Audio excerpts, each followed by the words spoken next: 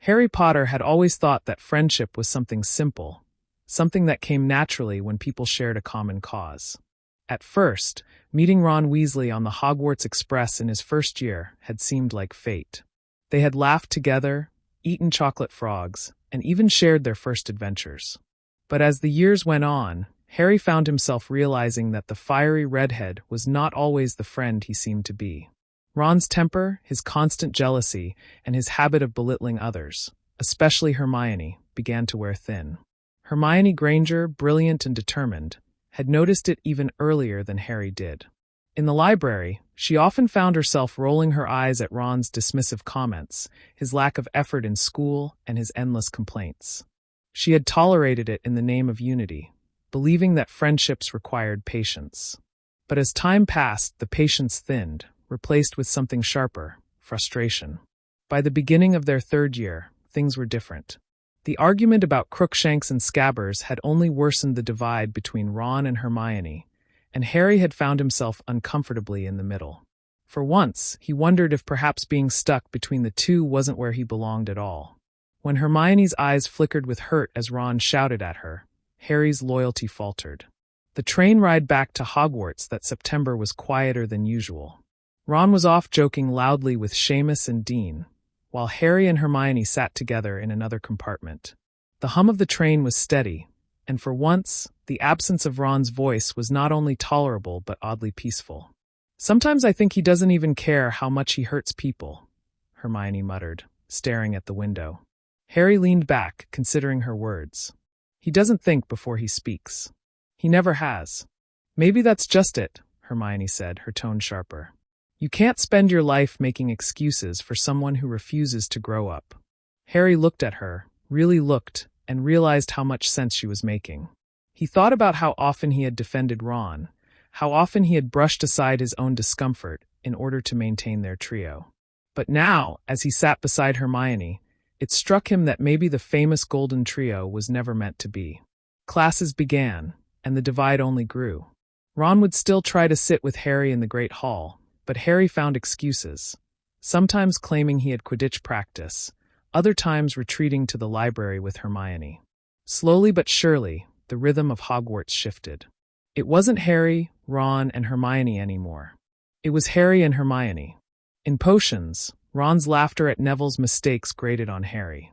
In divination, his lazy predictions made Harry feel as though Ron wasn't taking any of it seriously. But what stung most was how quick Ron was to jealousy. When Harry excelled at defense against the dark arts, Ron muttered under his breath about famous Harry Potter. When Hermione answered questions in Transfiguration, Ron mocked her know-it-all tendencies with a sneer. It wasn't that Ron was the enemy. He was just no longer a friend. One evening, Harry found himself in the library with Hermione, poring over an essay for Professor Lupin. She was biting her lip in concentration, her quills scratching furiously against the parchment. For the first time, Harry realized how much lighter he felt without the constant tension of Ron's moods hanging over them. "You know," he said slowly, "maybe it doesn't have to be the three of us all the time." Hermione glanced up, eyes questioning. "What do you mean?" "I mean, we don't have to keep forcing something that doesn't work," Harry said, shrugging. "You and I, we do fine. Better, even." Hermione blinked, then let out a small laugh of disbelief. "Are you saying what I think you're saying?" Harry grinned faintly. "I think I am." From then on, everything began to shift. The castle, once so firmly defined by the trio's presence, started to see a new pattern. Harry and Hermione studied together, planned together, and even found themselves confiding in one another in ways they never had before. Without Ron's shadow of insecurity or temper, their bond grew deeper. But Ron noticed. Of course he noticed. At dinner, he shot sharp glances across the table, his fork clattering against his plate when Harry laughed at something Hermione whispered. He cornered Harry after Quidditch practice, his voice laced with bitterness. "Since when are you two joined at the hip?" Ron demanded. Harry's green eyes met his steadily. "Since we realized we didn't need you to make things work." Ron's mouth opened, then closed, his face flushing crimson. He muttered something under his breath and stormed away, leaving Harry standing firm. That night, Hermione confessed her fear. "You know he's not going to let this go, Harry. He won't just accept it." Harry nodded. Then we'll face it. Together. And so, a new chapter of Hogwarts life began. Not of three inseparable friends, but of two who chose to walk away from what no longer served them.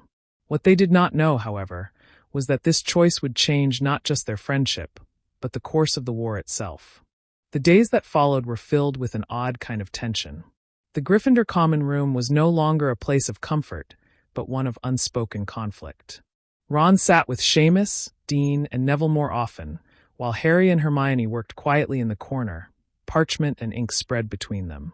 The gap was clear enough that even first years noticed it. Whispers floated through the air. The famous golden trio was breaking apart. Harry tried not to dwell on it, though the weight of Ron's glares was hard to ignore. Hermione, on the other hand, immersed herself even deeper into her studies, perhaps using academics as a shield. Yet when Harry sat beside her, their silence never felt heavy. They didn't need to fill the air with constant chatter the way Ron always did. There was a comfort in the quiet, in knowing they could just be. The first Hogsmeade weekend of the term arrived with crisp autumn air and the scent of butterbeer wafting from the three broomsticks. Harry and Hermione walked together down the cobblestone streets, their breath fogging in the cool wind. Ron trailed behind at first, but quickly veered off to join Seamus. For the first time, Harry and Hermione explored the village without him. They lingered by honeydukes, Hermione shaking her head fondly as Harry bought too many chocolate frogs. They slipped into Scrivenshaft's quill shop, where Hermione spent far too long debating between two different quills until Harry gently nudged her to choose. And when they settled into the three broomsticks with warm mugs in their hands, Harry felt a rare sense of peace. "Do you ever think," Hermione said, stirring her drink, "that maybe we've been trying too hard to hold on to something that was never right to begin with?" Harry thought about it. "Yeah, I think we wanted it to work because everyone expected it to. The famous trio. But without him, I don't feel like I'm losing anything. Do you?" She hesitated, then shook her head. "Not anymore." Their words carried more weight than either of them admitted. Back at Hogwarts, things grew more complicated. Ron's jealousy transformed into something sharper. He muttered snide comments when Harry and Hermione entered the room together. He scoffed when Hermione raised her hand in class and rolled his eyes when Harry answered questions. Even Fred and George noticed. "Oi, Ron," Fred teased one evening. "Looks like Harry and Hermione have replaced you." Ron's ears turned red. "Shut it," he snapped, storming off to the dormitory. Harry sighed but didn't chase after him. He was done chasing. The shift in dynamics didn't just affect their friendship. It changed how Harry and Hermione approached everything. Without Ron's distraction or his quick temper dragging them into fights, their focus sharpened. Their schoolwork improved, but so did their planning for what lay beyond classes. Hermione's logical mind and Harry's instinct for danger made them a powerful pair. In defense against the dark arts, Lupin began pairing them together intentionally, clearly noticing how seamlessly they worked as a team. During a lesson on boggots, Harry's turned into a Dementor, as expected, and Hermione's morphed into Professor McGonagall telling her she had failed all her exams. But when Lupin encouraged them to face their fears side by side, they managed to banish both illusions quickly. Their classmates looked on in awe. Even the teachers began to comment. McGonagall praised Hermione's essays and Harry's steady improvement. Flitwick complimented their charm's work as a pair. Where once the trio had been known as a united front, now it was Harry and Hermione's bond that people spoke of in hushed admiration. But Ron's bitterness brewed. One night, as Harry headed back from the library with Hermione, they found Ron waiting by the portrait hole. His expression was dark, his fists clenched at his sides. "You think you're better than me, don't you?" Ron hissed. "The two of you, walking around like you're so perfect." Harry stopped, stunned. "What are you talking about? You left me behind," Ron spat, his voice trembling. "After everything we've done. After everything I've done for you." Hermione's eyes flashed. "Ron, you've been cruel and jealous since the day we met. We didn't leave you, you pushed us away." Ron's face crumpled, torn between anger and hurt. "You'll regret this," he muttered, before disappearing into the common room. Hermione looked at Harry, her expression wary. "He's not going to let this go." "Not easily." Harry nodded grimly. "Then we'll be ready." What they didn't realize was that Ron's bitterness would soon grow into something far more dangerous. And while Harry and Hermione found strength in one another, the loss of Ron's loyalty would echo through the coming years in ways they couldn't yet imagine. The bond between Harry and Hermione was no longer just about friendship. It was about survival. The weeks that followed Ron's outburst were filled with a strange silence. Though he still shared their dormitory, Ron barely spoke to Harry, and when he did, it was sharp and curt. Hermione noticed the shift as much as Harry did, and she took extra care to make sure Harry was never left standing awkwardly in the middle of Ron's sulks. Slowly, the divide solidified until Ron seemed like nothing more than another Gryffindor classmate rather than the boy who once called himself Harry's best mate. Harry found it both freeing and unsettling. He had expected to feel guilty for stepping away, but instead, there was a lightness he hadn't known before. No more constant arguments over homework. No more feeling caught between Ron's laziness and Hermione's determination. Instead, he and Hermione had found a rhythm together, steady, supportive, and stronger than he ever imagined. Still, Ron's shadow lingered. He mocked them under his breath in the common room, called them professors' pets in the corridors, and once, during Quidditch practice, muttered so loudly about Celebrity Potter that even Wood snapped at him to shut it. Harry ignored it as best he could, but Hermione saw the way his jaw clenched each time Ron's voice reached him. "Don't let him get to you," she whispered one evening in the library, her hand brushing lightly against his. The contact startled him, but it also soothed something restless inside. "He wants you to snap. If you don't, he loses." Harry nodded, grateful for her calm certainty. "I just never thought it would come to this," he admitted. "I thought we'd always be friends." Hermione sighed. "Some friendships aren't meant to last, Harry. Sometimes they hold you back more than they carry you forward." It was a truth he hadn't wanted to face, but now he understood it clearly. Their closeness did not go unnoticed. Parvati and Lavender whispered about them constantly, speculating that something more than friendship was forming. Even Neville, shy as he was, commented once during herbology, "You two, you work well together. Like you can read each other's minds." Harry blushed while Hermione quickly redirected the conversation to Mandrake roots. As December rolled in, Hogwarts transformed into a glittering winter wonderland. Snow blanketed the grounds, frost sparkled on the windows, and the air buzzed with excitement for the holidays. Harry and Hermione spent long evenings by the fire, revising together or quietly reading while the common room grew noisy around them. It was during one of those nights, parchment spread across the table, that Hermione broke the silence. "Harry," she began cautiously, "I've been thinking. About everything. About Ron." Harry looked up. "What about him?" She hesitated, her brown eyes serious. "He's angry. Angry enough to do something reckless. We should be careful." Harry frowned. "Do you really think he'd go that far?" Hermione pressed her lips together. "I don't want to believe it. But Ron, he's unpredictable. And anger can make people dangerous." Her words stayed with Harry.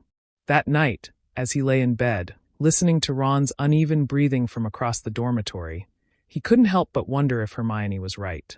The Yule Ball was announced shortly after, and while most students buzzed with excitement, Harry dreaded it. He wasn't comfortable with dancing, and the thought of finding a partner filled him with unease. But when he caught Hermione's eye across the great hall, she gave him a small, encouraging smile, and suddenly, it didn't feel so impossible. It was Ron who shattered the fragile peace. When Harry gathered the courage to ask Hermione to the ball, she accepted with a quiet smile, her cheeks tinged pink. But later that evening, Ron cornered her in the common room, his voice raised so loudly that half the house turned to listen. "So that's it then?" Ron shouted. "You're choosing him over me?" Hermione's expression hardened. "This isn't about choosing, Ron. This is about respect. Something you've never given me." Ron's face turned scarlet. "Respect? I've been your friend for years. And you," his gaze snapped to Harry, full of venom. "You think you can just take everything from me, don't you? First it's the fame, now it's Hermione." Harry stood, his voice cold. "I didn't take anything from you, Ron. You lost it yourself." The common room fell silent. For the first time, Ron looked less angry than broken, his fists trembling at his sides. He stormed up the stairs without another word, leaving an uneasy stillness in his wake. Hermione exhaled shakily. "That was ugly." Harry nodded. "And I don't think it's the last of it." As the night wore on, Harry realized something had shifted. There was no going back now. Ron wasn't just upset, he was an enemy in all but name. And while Harry didn't want to fight him, he knew that the divide had become a chasm too wide to cross. Hermione sat close beside him, her shoulder brushing his. "Whatever happens," she whispered, "we face it together."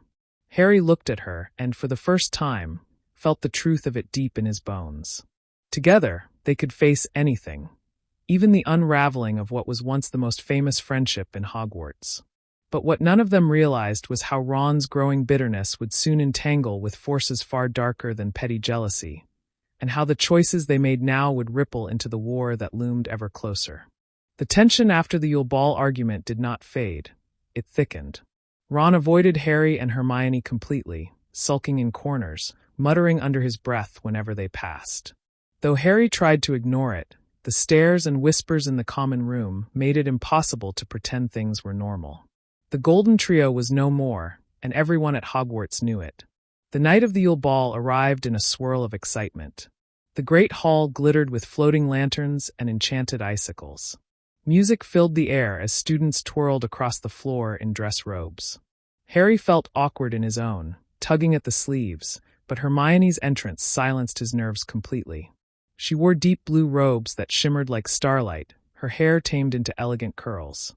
She wasn't just Hermione, the bookish girl always buried in parchment.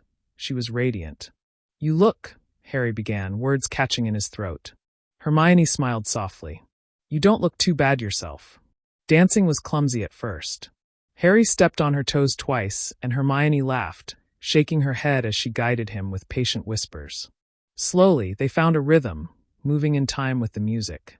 Harry realized he wasn't thinking about who was watching, or even about Voldemort's looming shadow. He was only thinking about Hermione. Ron, however, was nowhere to be seen. At least, not until later in the night when Harry caught sight of him lingering near the back of the hall, his expression twisted with resentment. Their eyes met briefly, and the anger in Ron's gaze was so sharp it sent a chill down Harry's spine. Hermione noticed. "Ignore him," she murmured, but her grip on Harry's hand tightened. When the ball ended and they returned to Gryffindor Tower, they found Ron waiting in the common room. He wasn't alone. Seamus and Dean were with him, but it was clear Ron had been the one to rally them. His voice was sharp, loud enough to draw curious eyes from other students lingering near the fire. "So that's it then?" Ron snapped. "You've replaced me with her." He jerked his head toward Hermione, his tone dripping with bitterness. Harry stepped forward, his voice steady. "This isn't about replacing anyone, Ron. It's about moving on from something that wasn't working." "Wasn't working?" Ron's laugh was hollow. "We were friends, Harry. Best friends. But I guess fame and cleverness mean more to you than loyalty." Hermione's eyes flashed. "Loyalty? You call it loyalty to mock us at every chance? To sneer when Harry succeeds?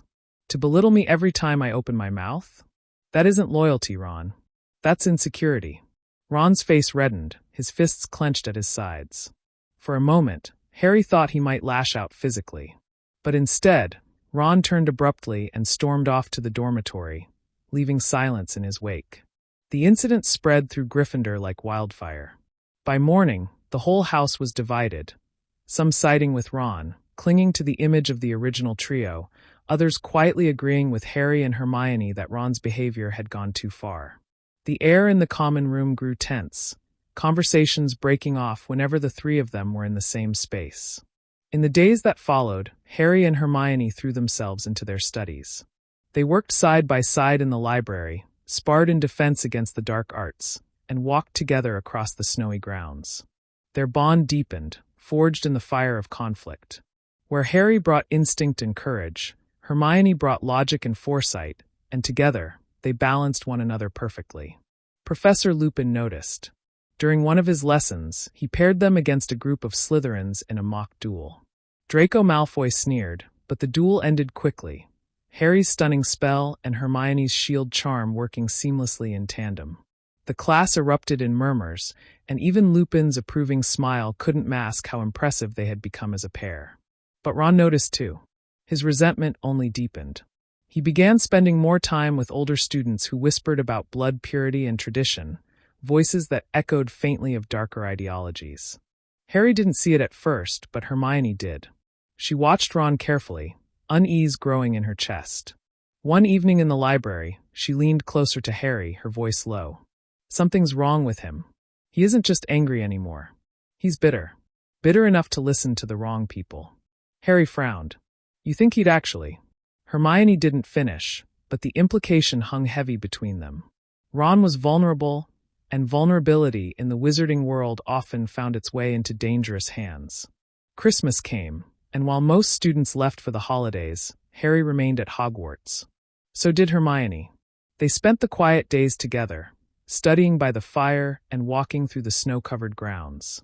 For Harry, it was the first holiday where he felt like he wasn't entirely alone. For Hermione, it was a chance to simply be beside him, without the noise of Ron's anger between them. Yet the peace was fragile. Every letter Harry received from the outside world carried whispers of Voldemort's growing influence.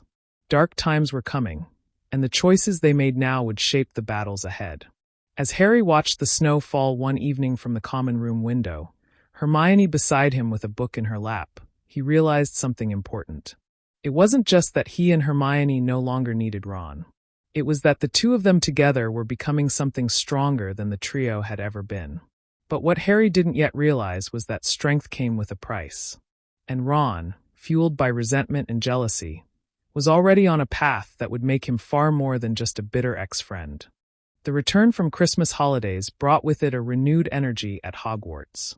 Students bustled through the corridors with stories of family gatherings, presents, and feasts. But for Harry and Hermione, the break had been different. They had shared quiet moments in front of the fire, long conversations about the war, and the steady comfort of each other's company. Their friendship had solidified into something unshakable. Ron, however, came back darker.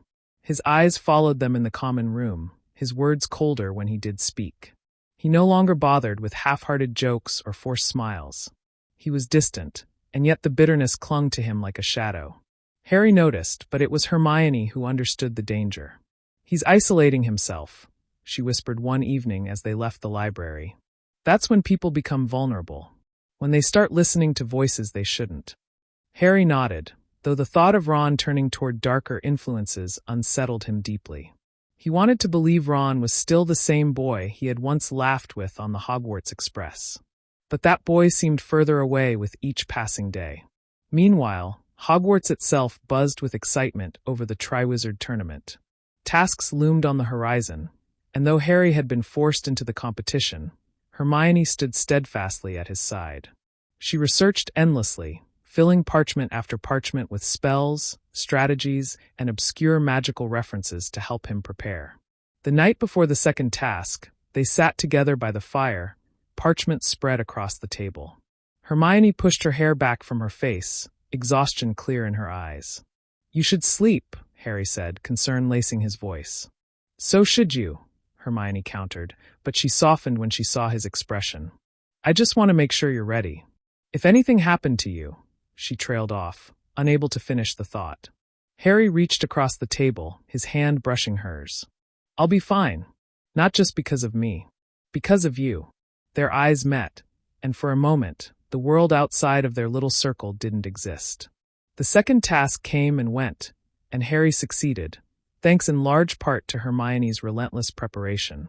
But Ron's reaction was not pride or relief, it was bitterness.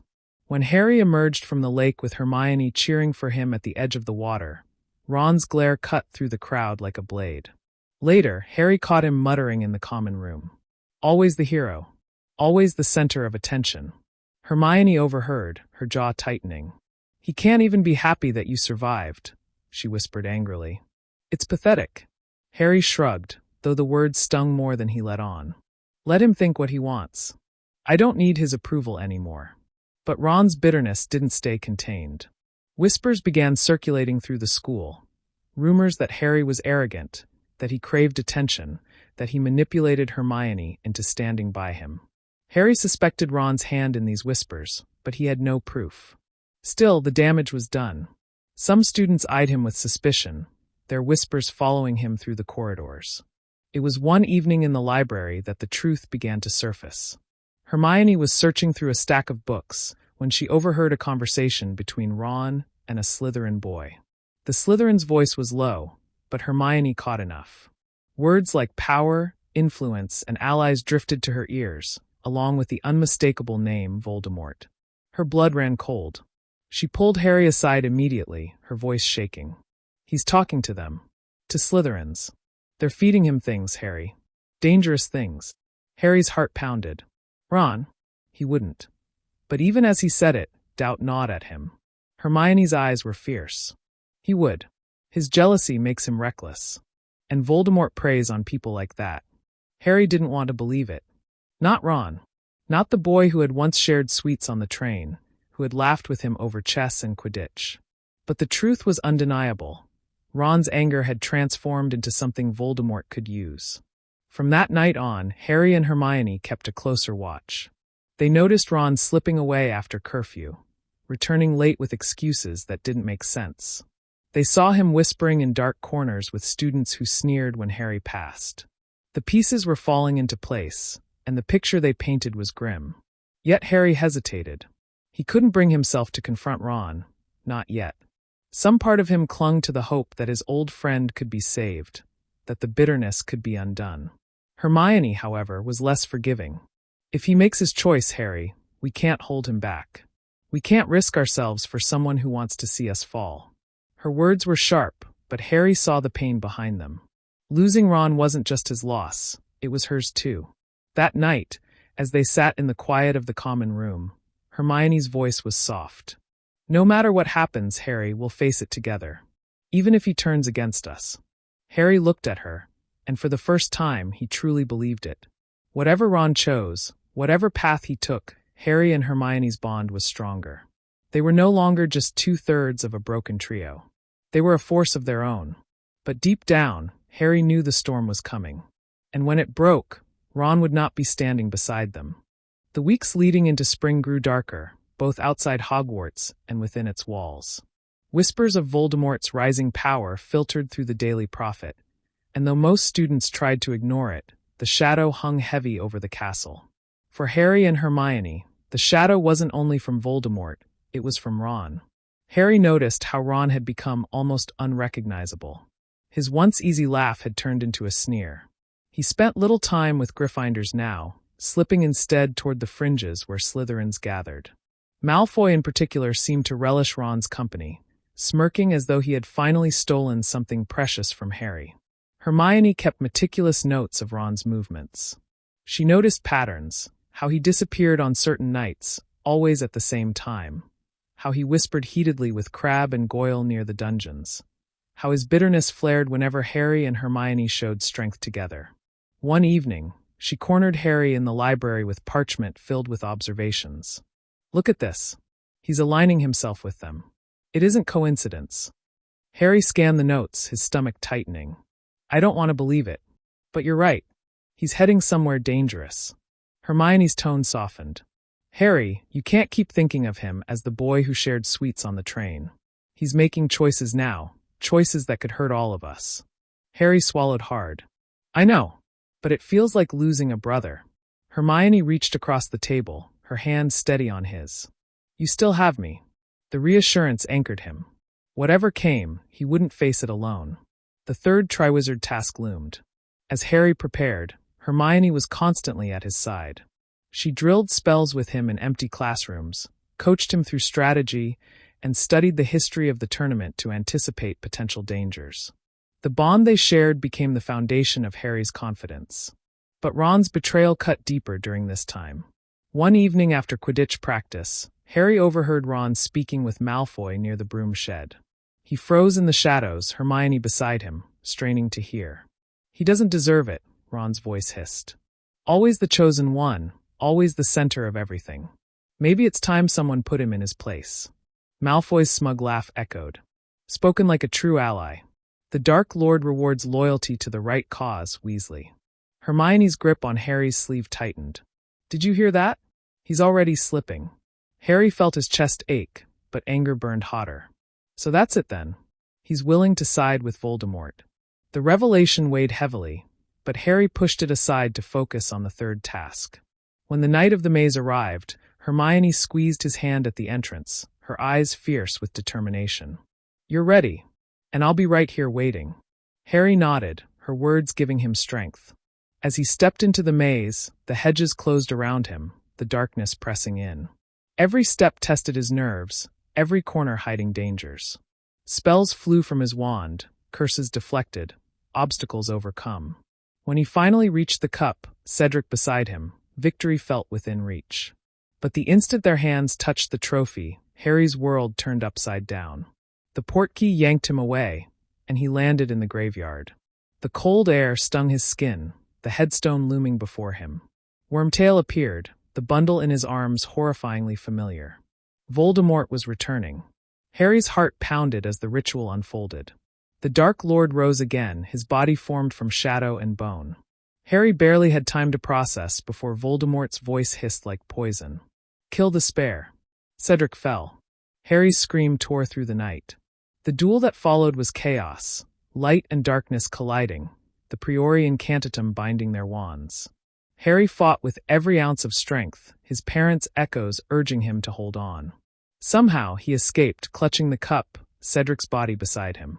When he landed back at Hogwarts, the screams of the crowd filled the night. But it was Hermione who broke through the chaos. She rushed to him, her arms around him before anyone else could reach. Her voice shook. "You're alive. Thank Merlin you're alive." Harry clung to her, trembling, the weight of what he had seen pressing down. "He's back, Hermione. Voldemort's back." The world around them erupted in panic, but in that moment, only the two of them existed, holding on to each other as the storm broke. Ron, however, stood at the edge of the crowd, his expression unreadable. Where others showed shock and fear, his eyes gleamed with something far more dangerous. Not fear. Not grief. Satisfaction. The night of the third task left the castle in turmoil. Fear pulsed through every corridor, but nothing compared to the storm raging inside Harry. Cedric was dead, Voldemort had returned, and the Ministry was already twisting the truth. The Daily Prophet painted him as unstable, unreliable, even dangerous. But through it all, Hermione stayed. She was his anchor when the world seemed determined to break him. She brought him tea when nightmares woke him, slipped notes of encouragement into his books, and reminded him, every single day, that he wasn't alone. Ron, however, had vanished further into the shadows. He offered no comfort, no loyalty. Instead, whispers of his bitterness spread through Gryffindor. Students noticed the distance, the way he spoke with a sneer whenever Harry's name came up. And though Harry tried not to let it sting, it cut deeper than he wanted to admit. One late evening, Hermione found Harry by the lake, staring at the rippling surface. She sat beside him without a word, letting the silence speak before she finally said, "I know what you're thinking. That somehow Cedric's death was your fault." Harry's throat tightened. "Because it was. I brought him there. I should have done something." "No," her voice sharpened. "Voldemort killed Cedric. Not you.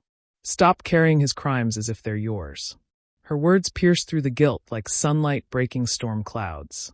Harry turned to her, searching her face. "Why do you always know what to say?" A small smile touched her lips. "Because I know you better than anyone." For a moment, the weight on his chest lifted, and he almost believed her. As the train ride home approached, Hogwarts felt colder than ever. Dumbledore's grave words at the leaving feast still echoed. Dark times lie ahead.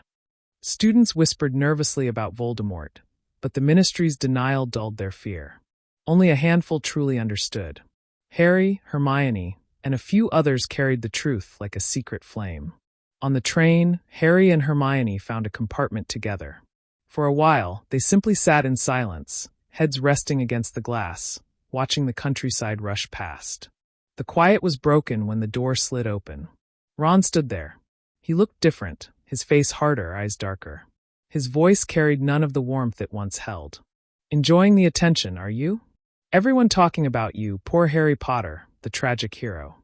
Must be nice, always having Hermione hanging on your every word." Hermione stiffened instantly.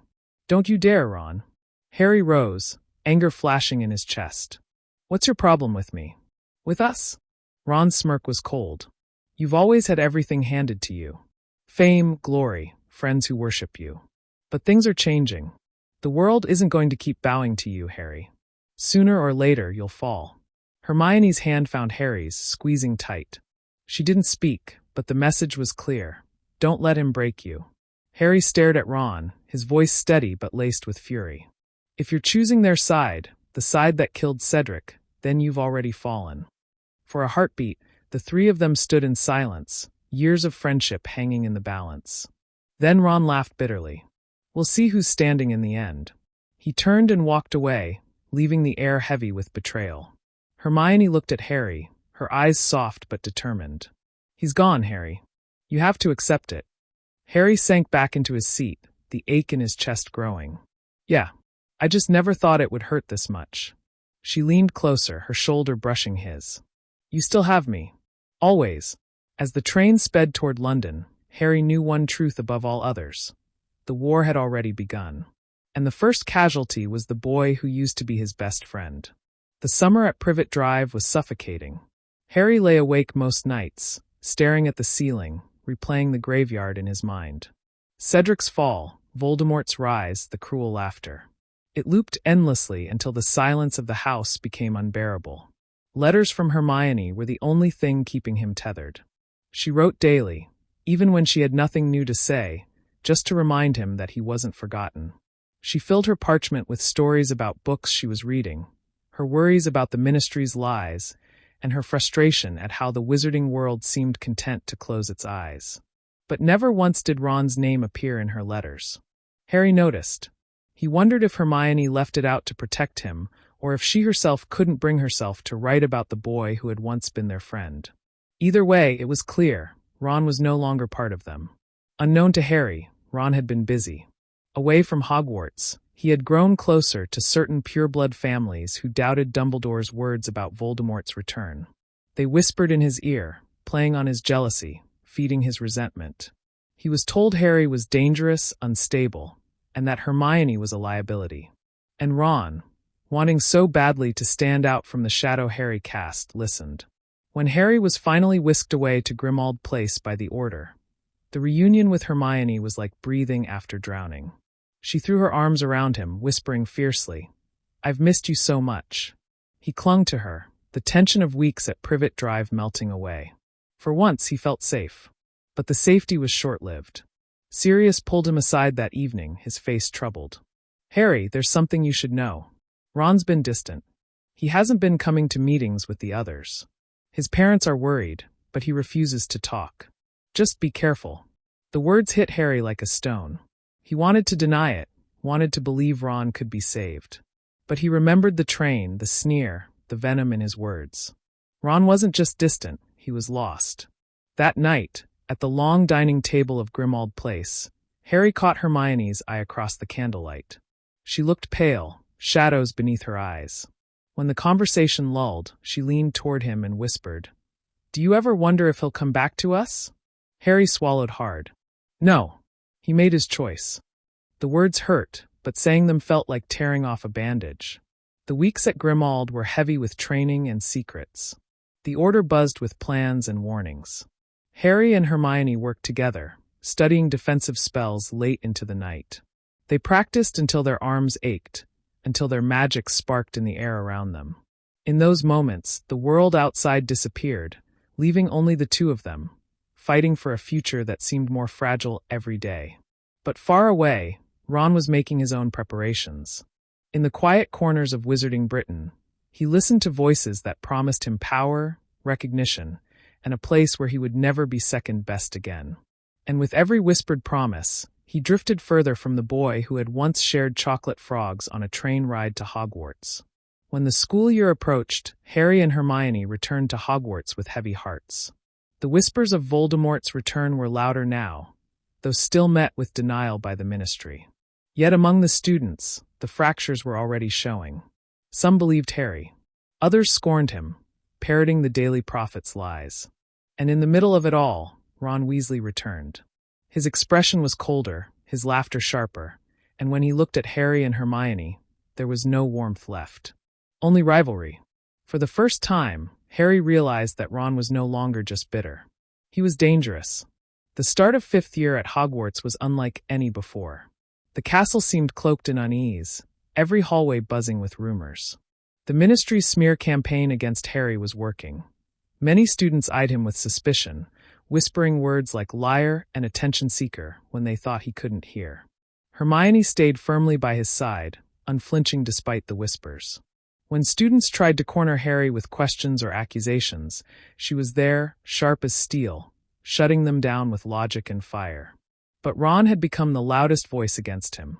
On the very first evening back in the Great Hall, when Dumbledore's words about unity hung in the air, Ron stood from the Gryffindor table and spoke loudly enough for several students to hear. Unity? Easy to say when Harry's dragging us all into danger with his lies. Cedric's dead because of him, and now he wants to scare everyone with this you-know-who nonsense. Gasps filled the hall. Harry froze, his fork clattering against his plate. Hermione's eyes flashed as she rose to her feet. How dare you, Ron? You weren't there. You don't know what happened. Ron smirked, his words cutting like a knife. Oh, I know enough. I know you'd defend him no matter what.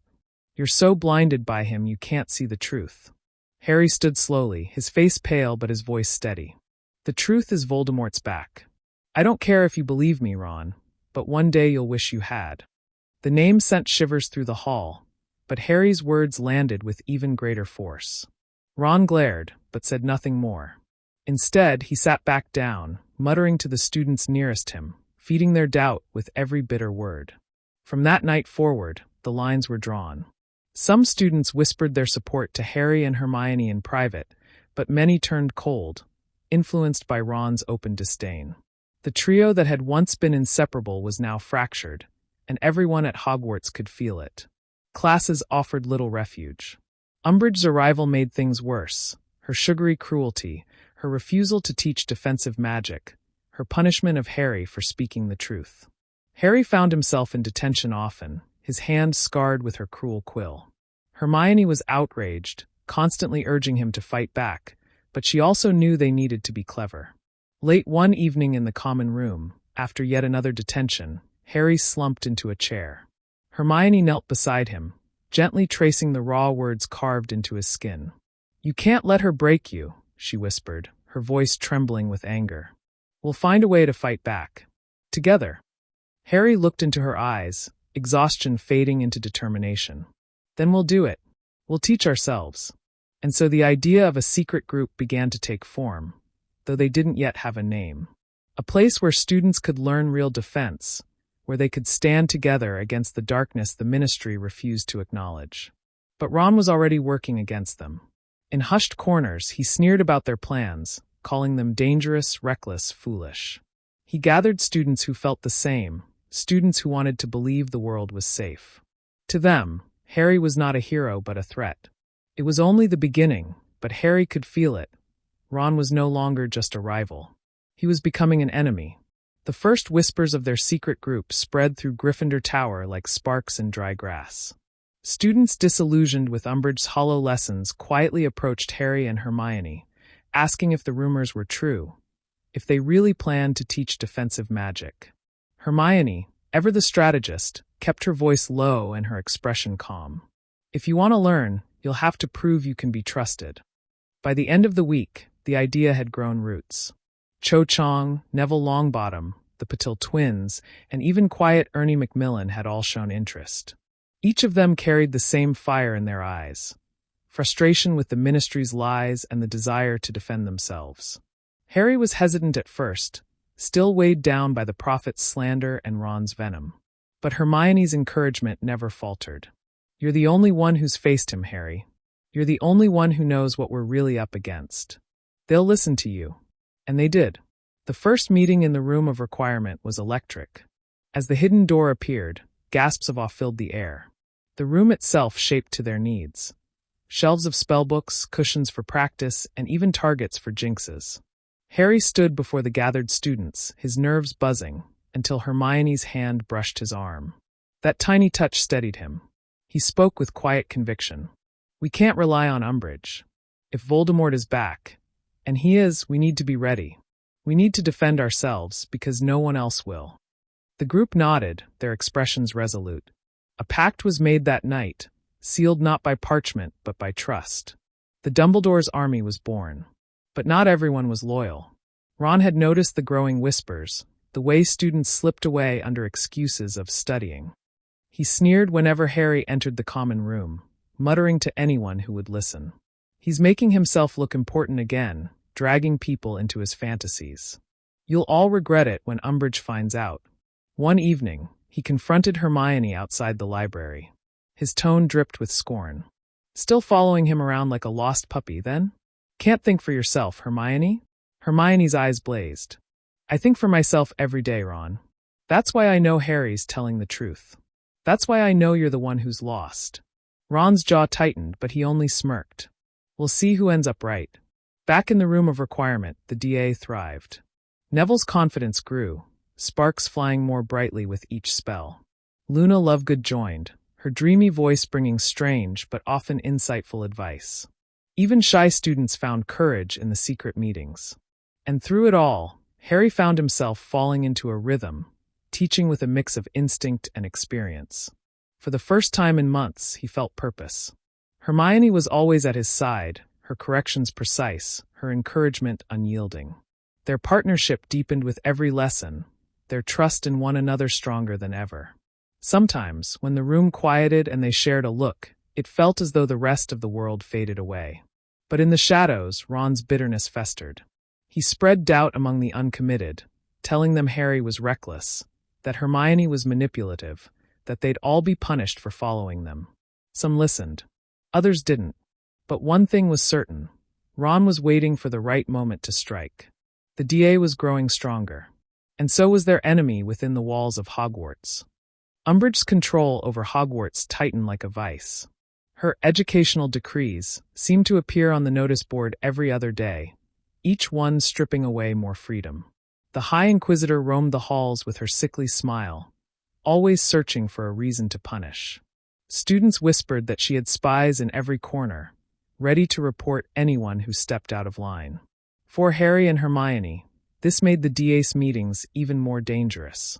Each time the room of requirement appeared, they felt a rush of relief, but also fear. One slip, one mistake, and everything could crumble. Ron seemed determined to make that happen. He had gathered a small circle of students who echoed his doubts, Dean Thomas, Seamus Finnegan, and a few younger Gryffindors who looked up to him as a Weasley. Ron fed them lies in hushed tones. Harry's just after attention. He doesn't care if you get hurt. Hermione's blinded by him. She can't see how dangerous this is. Seamus, already skeptical thanks to his mother's disbelief in Harry, listened carefully. The others, too nervous to choose sides, began to keep their distance. Ron's words were poison, and slowly they were spreading. Meanwhile, the DA flourished in secret. Harry grew into his role as a teacher, showing students how to disarm, shield, and even how to resist the beginnings of dark curses. Hermione kept meticulous notes, ensuring every meeting was efficient and safe. There were moments when laughter filled the room, when spells went wrong, or Neville accidentally stunned himself, but beneath the laughter was a steady, unshakable purpose. One evening, as the DA practiced the Patronus charm, Hermione noticed Harry staring into the swirling silver light of his stag. His expression was a mix of awe and sorrow. She moved closer, her voice gentle. Every time you cast it, you remember your parents, don't you? Harry nodded, his throat tight. It's the only thing that makes me feel like they're still here. Like I'm not alone. Her eyes softened. You're not alone, Harry. You'll never be alone. Not while I'm here. The warmth in her words lingered with him long after the meeting ended. But outside the safety of the room, Ron's bitterness hardened into resolve. He wasn't content with muttering doubts anymore. He wanted the DA exposed. He watched carefully, noticing who slipped away after dinner, who whispered in corners, who came back to the common room with flushed cheeks and sparkling eyes. He pieced together enough to be sure something was happening, even if he didn't know where. One night, he followed Neville through the halls, his footsteps light, his eyes sharp. But when Neville disappeared around a corner, Ron found nothing but an empty wall. He scowled, sensing he was close. Too close to give up now.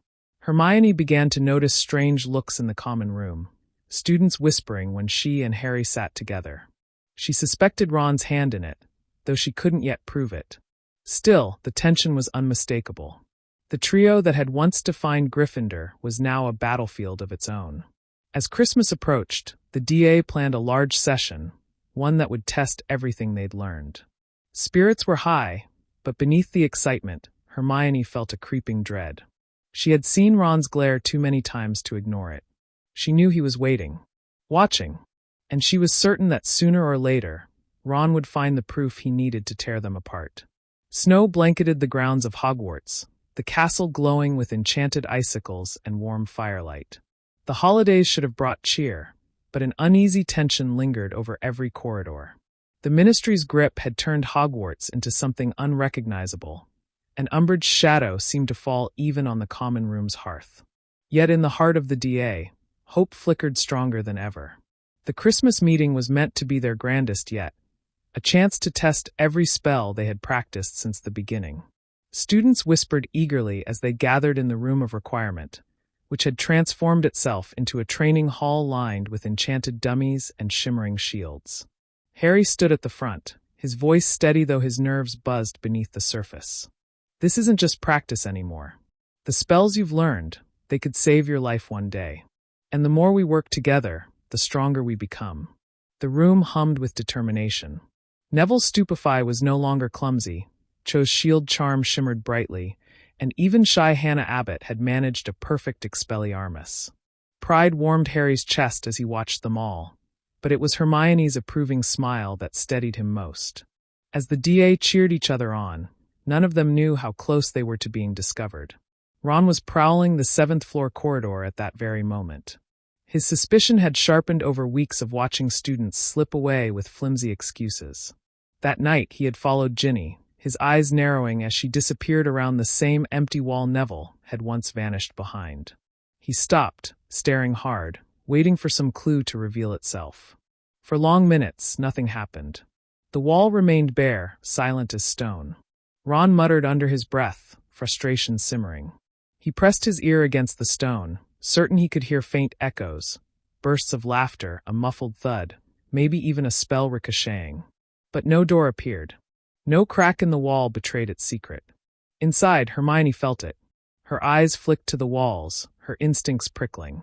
"Harry," she whispered urgently, "we need to end early. Something feels wrong." Harry frowned, about to argue, but then he saw the tightness in her expression.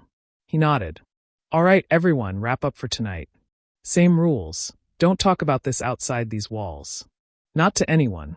Students filed out in pairs, careful and quiet, hearts racing with the thrill of their progress. When the last of them slipped away, the room of requirement dissolved back into blank stone. And there was Ron, standing in the corridor, his face twisting with fury as Ginny emerged from thin air. She froze. "Ron, what are you doing here?" His eyes blazed.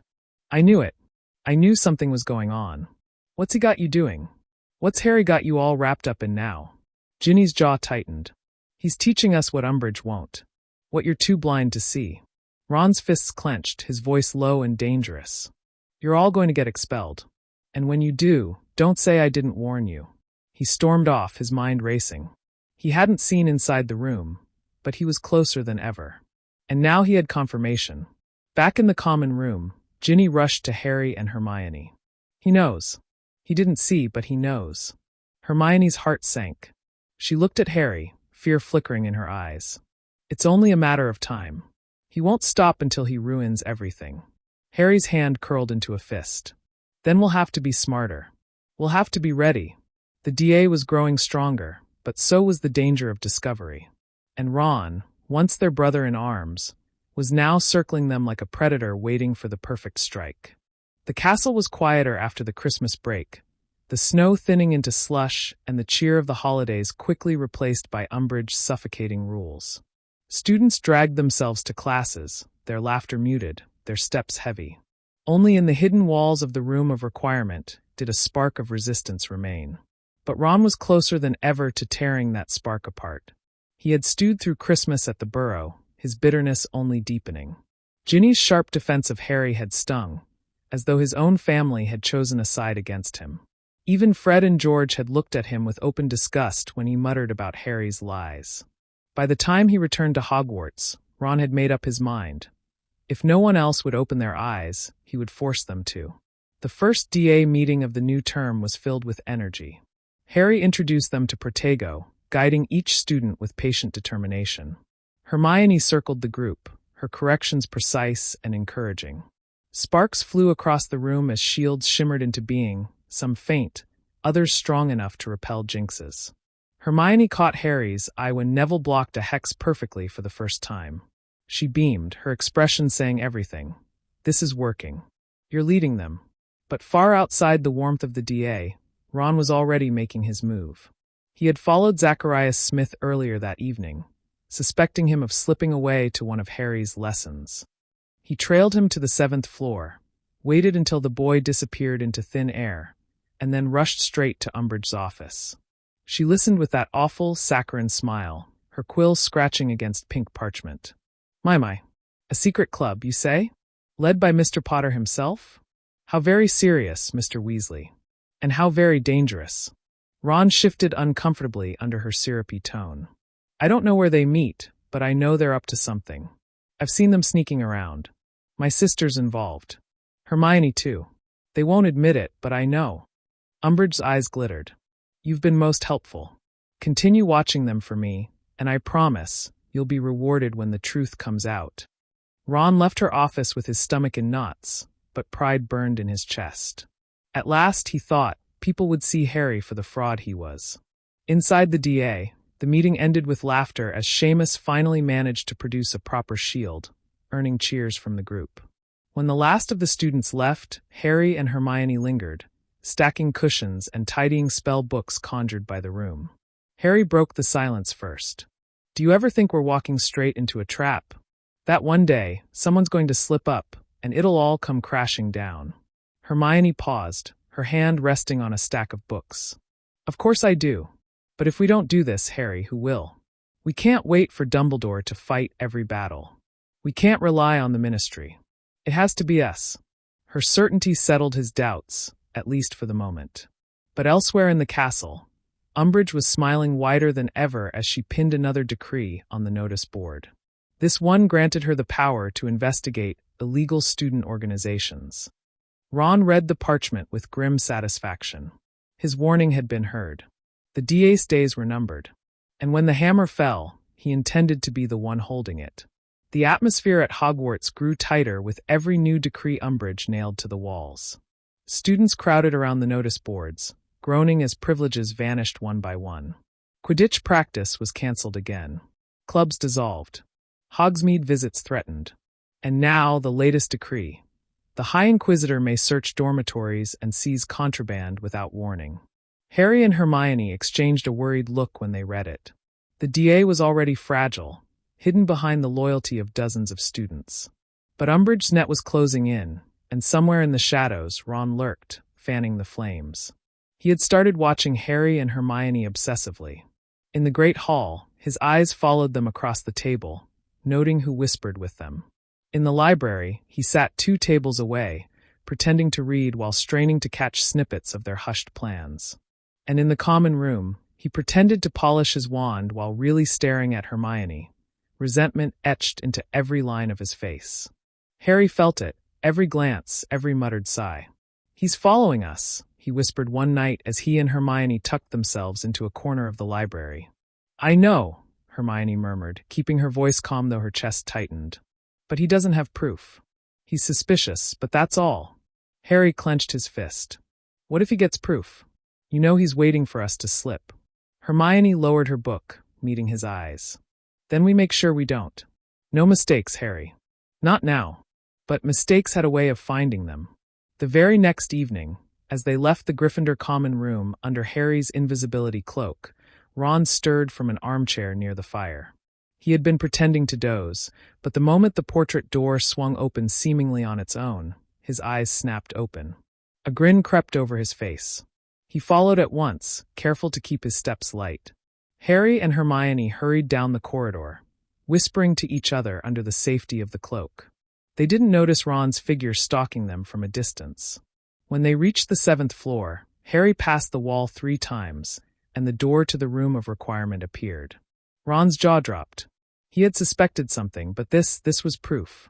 A door that appeared from nowhere. He pressed forward, only for the door to vanish before he reached it. Harry and Hermione had slipped inside, leaving him staring at blank stone. Furious, Ron pounded his fist against the wall. He couldn't enter, not without being part of whatever secret magic they'd built. But he had seen enough. Inside, the DA practiced stunning spells, beams of red light streaking across the room in flashes of determination. Harry shouted encouragement, Hermione corrected stances, and the students grew stronger by the hour. None of them realized that their world outside was unraveling, one thread at a time, pulled by the hands of a boy they once called friend. That night, Ron went straight to Umbridge. Breathless, he spilled everything. The moving door, the location near the tapestry, the way Harry and Hermione disappeared into thin air. Umbridge's smile stretched as she leaned closer, her quills scratching furiously. Excellent work, Mr. Weasley. Excellent. You've given me exactly what I need. Next time, we'll catch them red-handed. Ron left her office, adrenaline pumping. The moment he'd been waiting for was coming. Soon, Harry and Hermione's little rebellion would collapse, and everyone would finally see who the real fool was. And in the room of requirement, as the DA disbanded for the night, Harry laughed with Hermione, unaware that betrayal was breathing down their necks.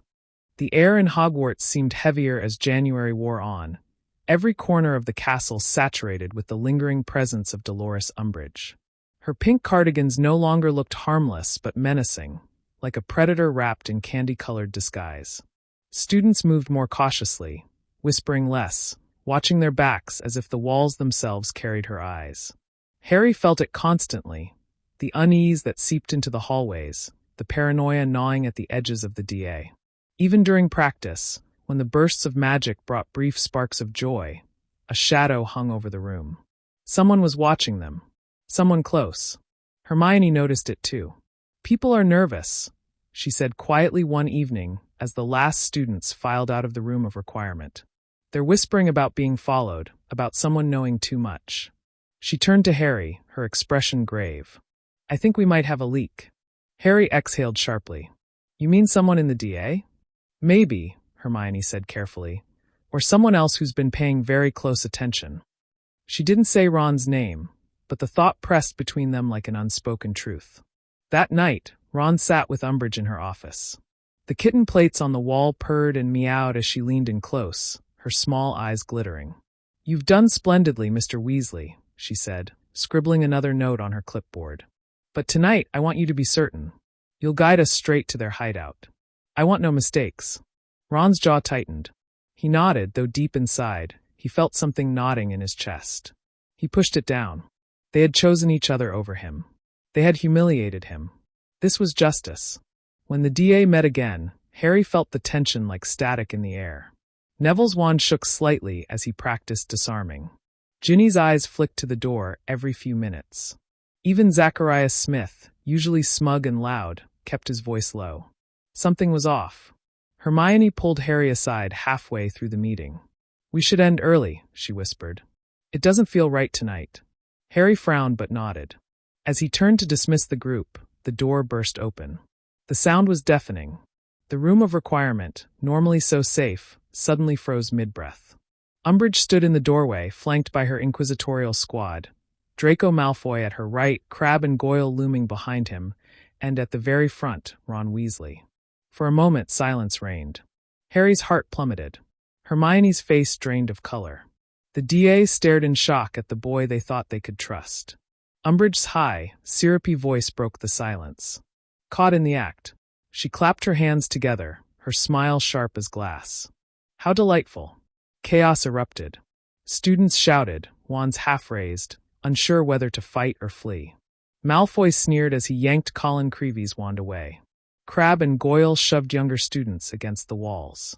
Harry surged forward, his wand already in his hand, but Hermione grabbed his arm.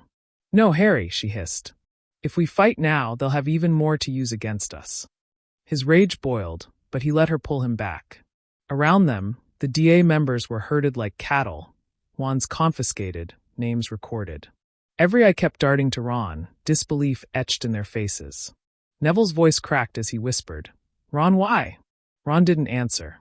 He couldn't. His eyes stayed fixed on the floor, fists clenched, shame and fury battling inside him. Umbridge beamed. This is the end of your little rebellion. The minister will be ever so pleased when I tell him what I've accomplished." She turned her gaze on Harry and Hermione. "Especially you two.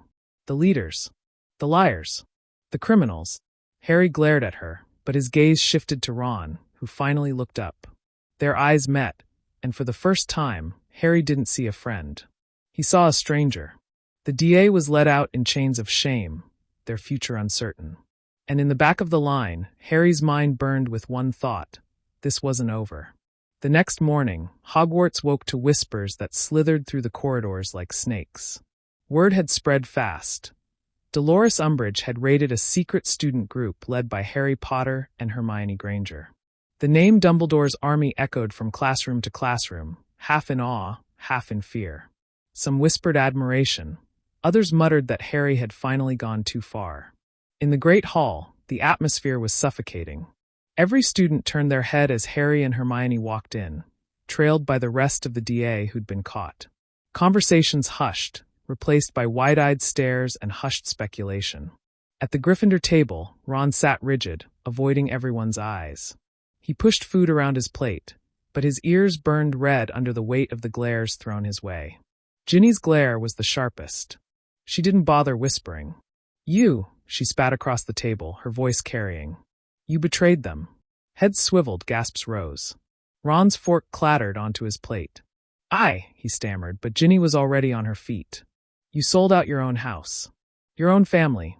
What do you think Mum would say if she knew you were siding with that foul woman?" Her voice shook with fury. Ron opened his mouth but shut it again, his face twisting with a mix of anger and shame. He wanted to scream that Harry and Hermione had left him behind first, that they'd chosen each other, but the words felt weak compared to Ginny's blistering rage. Harry stood frozen nearby, his stomach a knot of conflicting emotions. Anger, betrayal, grief. They tangled so tightly he couldn't find words. Hermione, however, fixed Ron with a cold, calculating stare. "You always wanted attention, Ron," she said quietly, but every word cut. "Well, congratulations. You've got it now." Ron flinched as though struck. Later that day, Umbridge summoned Harry and Hermione to her office. The kitten plates on the walls meowed mockingly as she smirked from behind her desk. "Leaders of an illegal resistance group," she crooned. "You should be expelled. Immediately. But the minister believes keeping you under observation might be more useful." Harry's fists clenched. "We're not scared of you." "Oh, but you should be," Umbridge said sweetly. She tapped her clipboard. "Detention. Every night this week. You'll learn respect for authority." That evening, Harry sat with the cursed quill digging into his skin again, the words "I must not tell lies" carving into his hand. Hermione sat beside him, enduring the same torment, though her jaw was set with iron determination.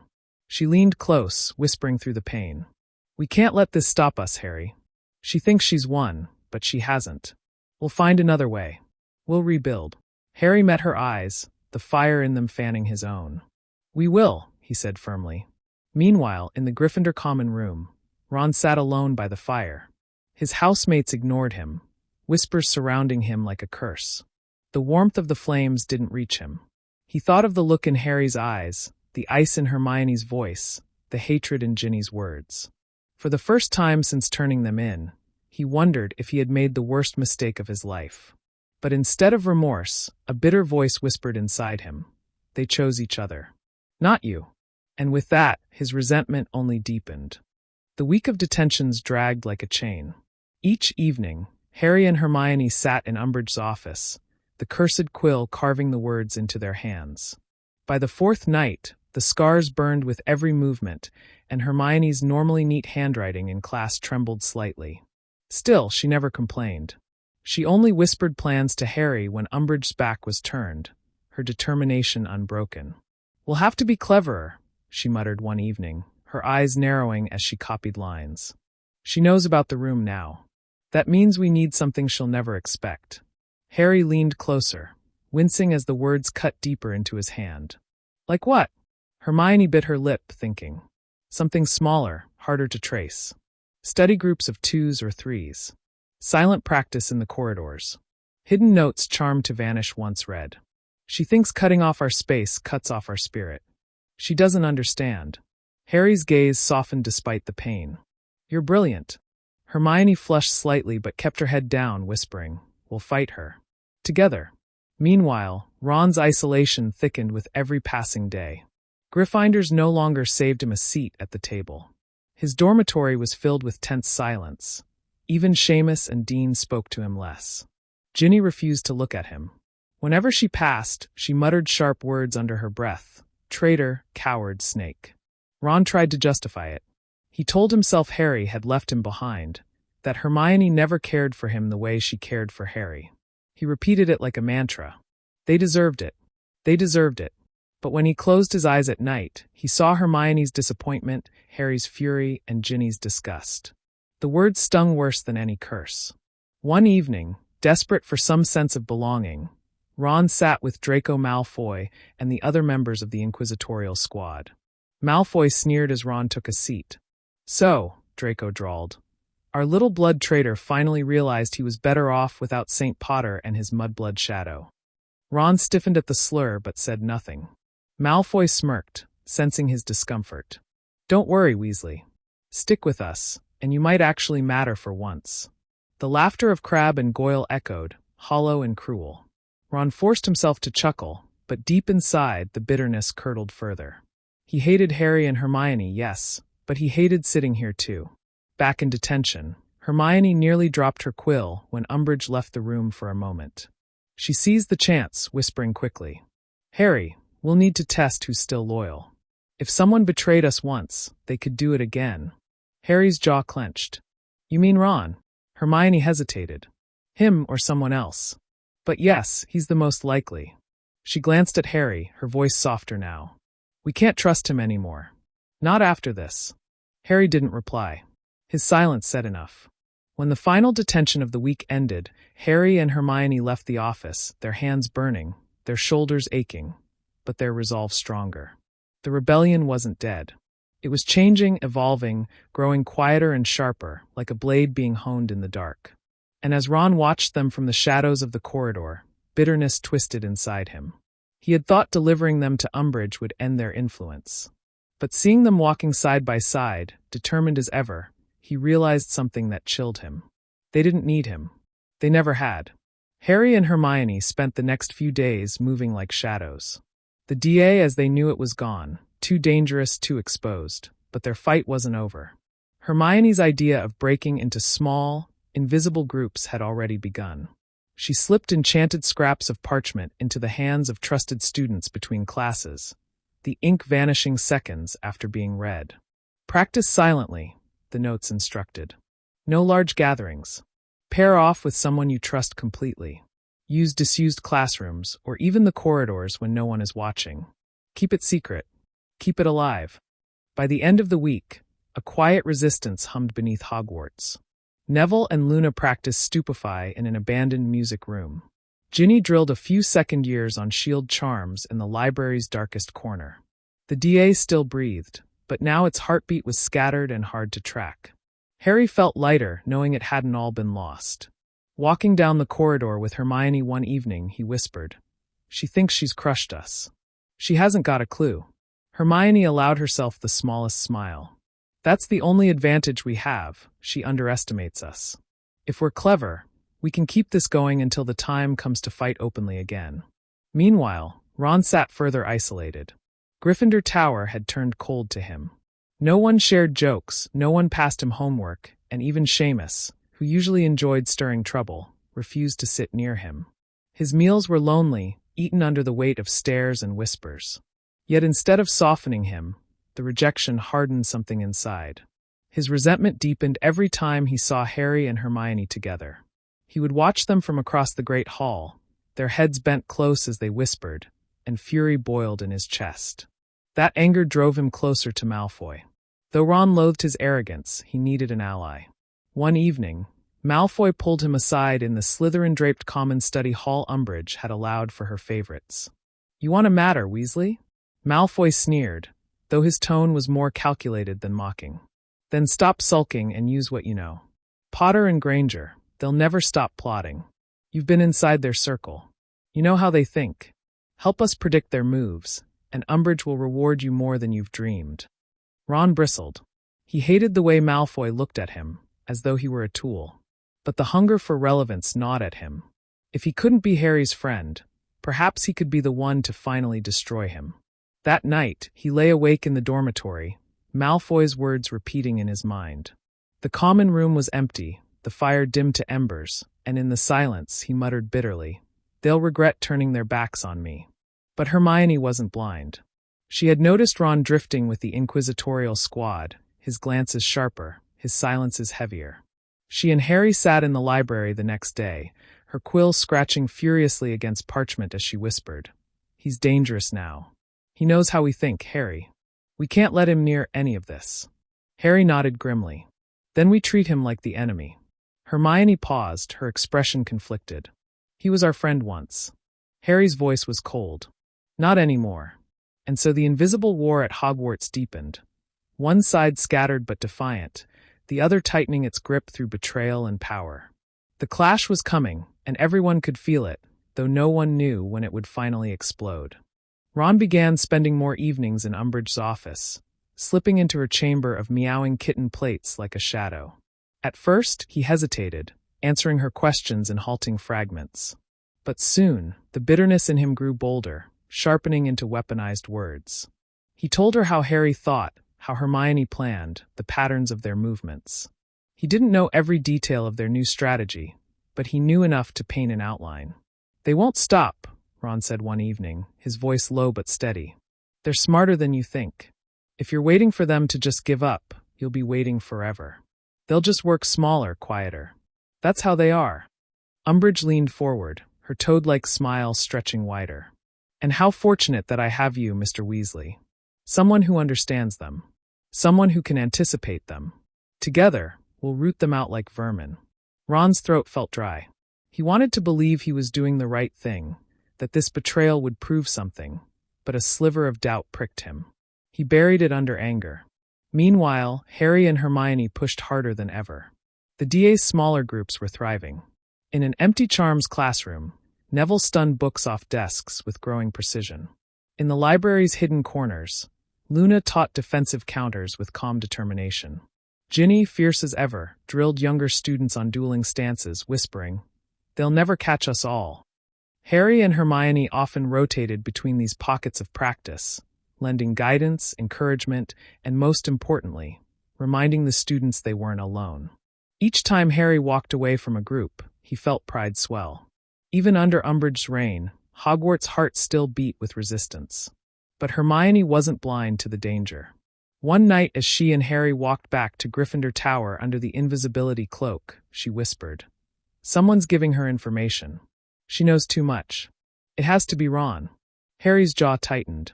"I know." His voice was cold now whenever Ron's name came up.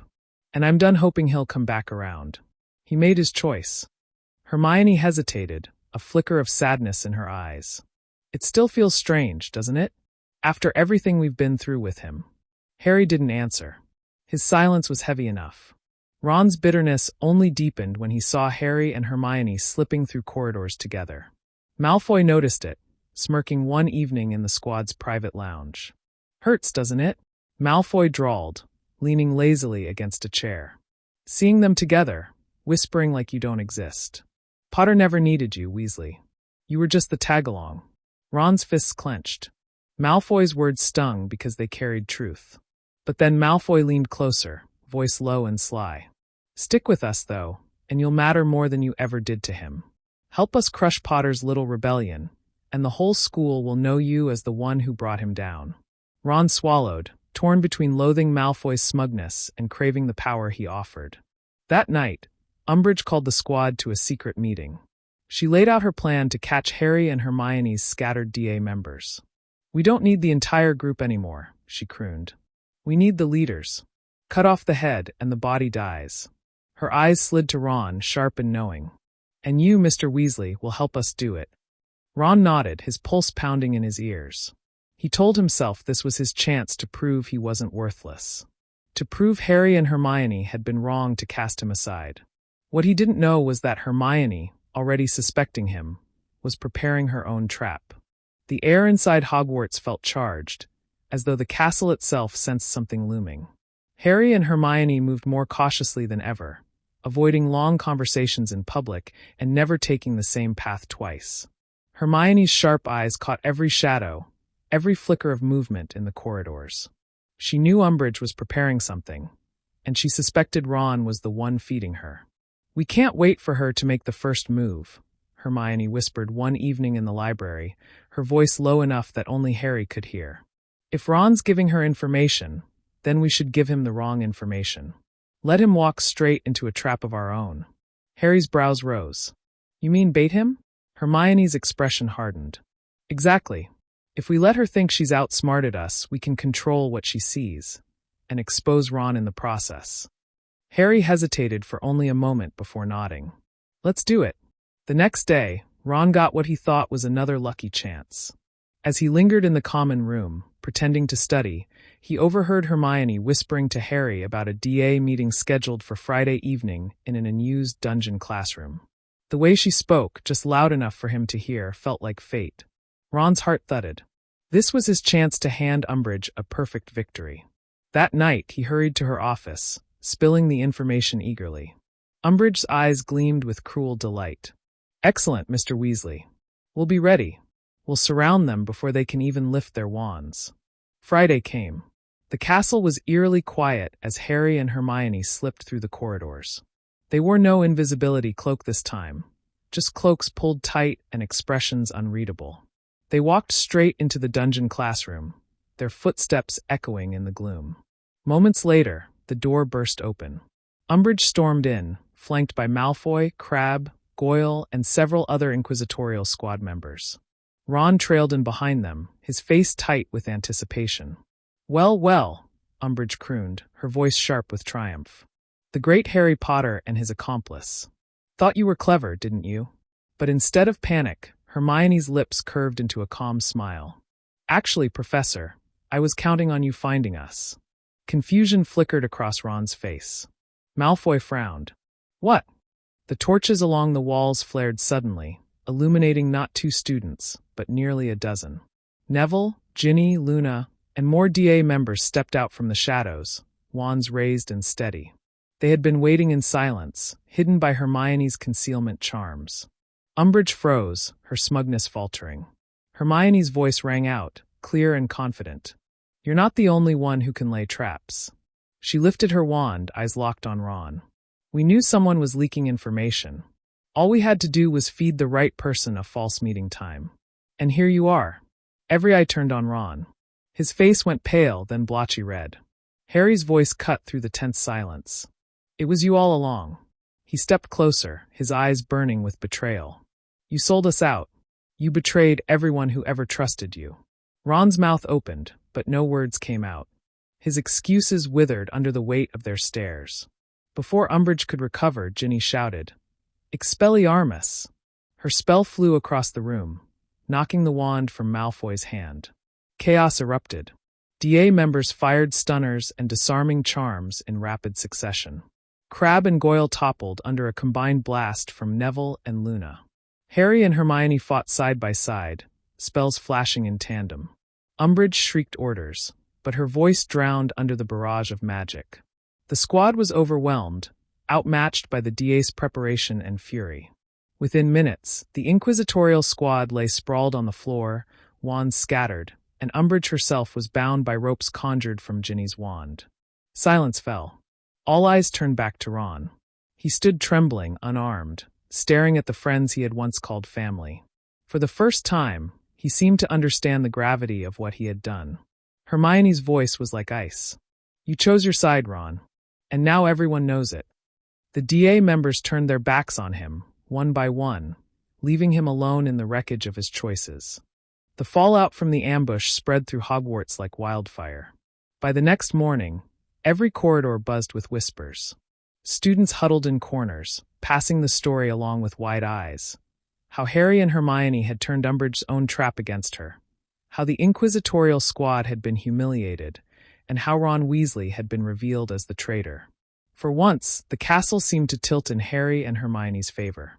Gryffindors glared openly at Ron whenever he entered the common room. Even Hufflepuffs and Ravenclaws, who usually kept their distance, sent him cutting looks. Ginny refused to sit near him at meals.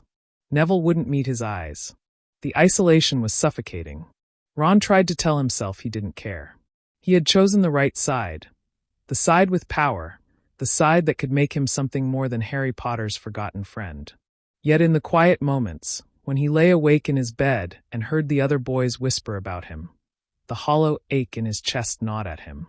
Umbridge, though furious at her defeat, did not abandon him.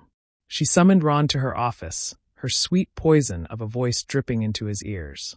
"They may scorn you now, Mr. Weasley, but loyalty will be rewarded. You've proven yourself invaluable. Keep serving me, and when the Ministry triumphs, you'll be remembered as the one who stood on the winning side." Ron clung to those words like a lifeline, though deep down he knew she only saw him as a pawn. Meanwhile, the Dies morale soared. The victory had proven they could outthink and outfight the inquisitorial squad. Meetings grew larger, braver, and more determined. Even students who had been hesitant before now asked to join. Hermione refined her defensive spells with razor precision, and Harry's leadership grew more commanding. Still, the tension never eased entirely. Everyone knew Ron was still inside Gryffindor Tower. His presence was a constant reminder that betrayal could come from within. Harry avoided him entirely, but Hermione felt the weight of his existence like a stone pressing on her chest. Every time she saw his hunched figure at the edge of the common room, she felt anger mix with something that felt almost like grief. One night, Harry caught her staring across the room where Ron sat alone. "Don't waste your thoughts on him," Harry muttered. "He made his choice." Hermione bit her lip, her voice low. "I know, but choices like that, they change people forever." The storm inside Ron grew darker. The students' hatred, the Dies' triumph, even Umbridge's constant pressure. Each chipped away at his pride until all that remained was bitterness. One evening, he sat alone in the common room, fingers clenched into fists, and whispered to himself, "They'll regret it. Every last one of them. They'll see I was right." And though no one heard him, a dangerous determination began to take root in his heart.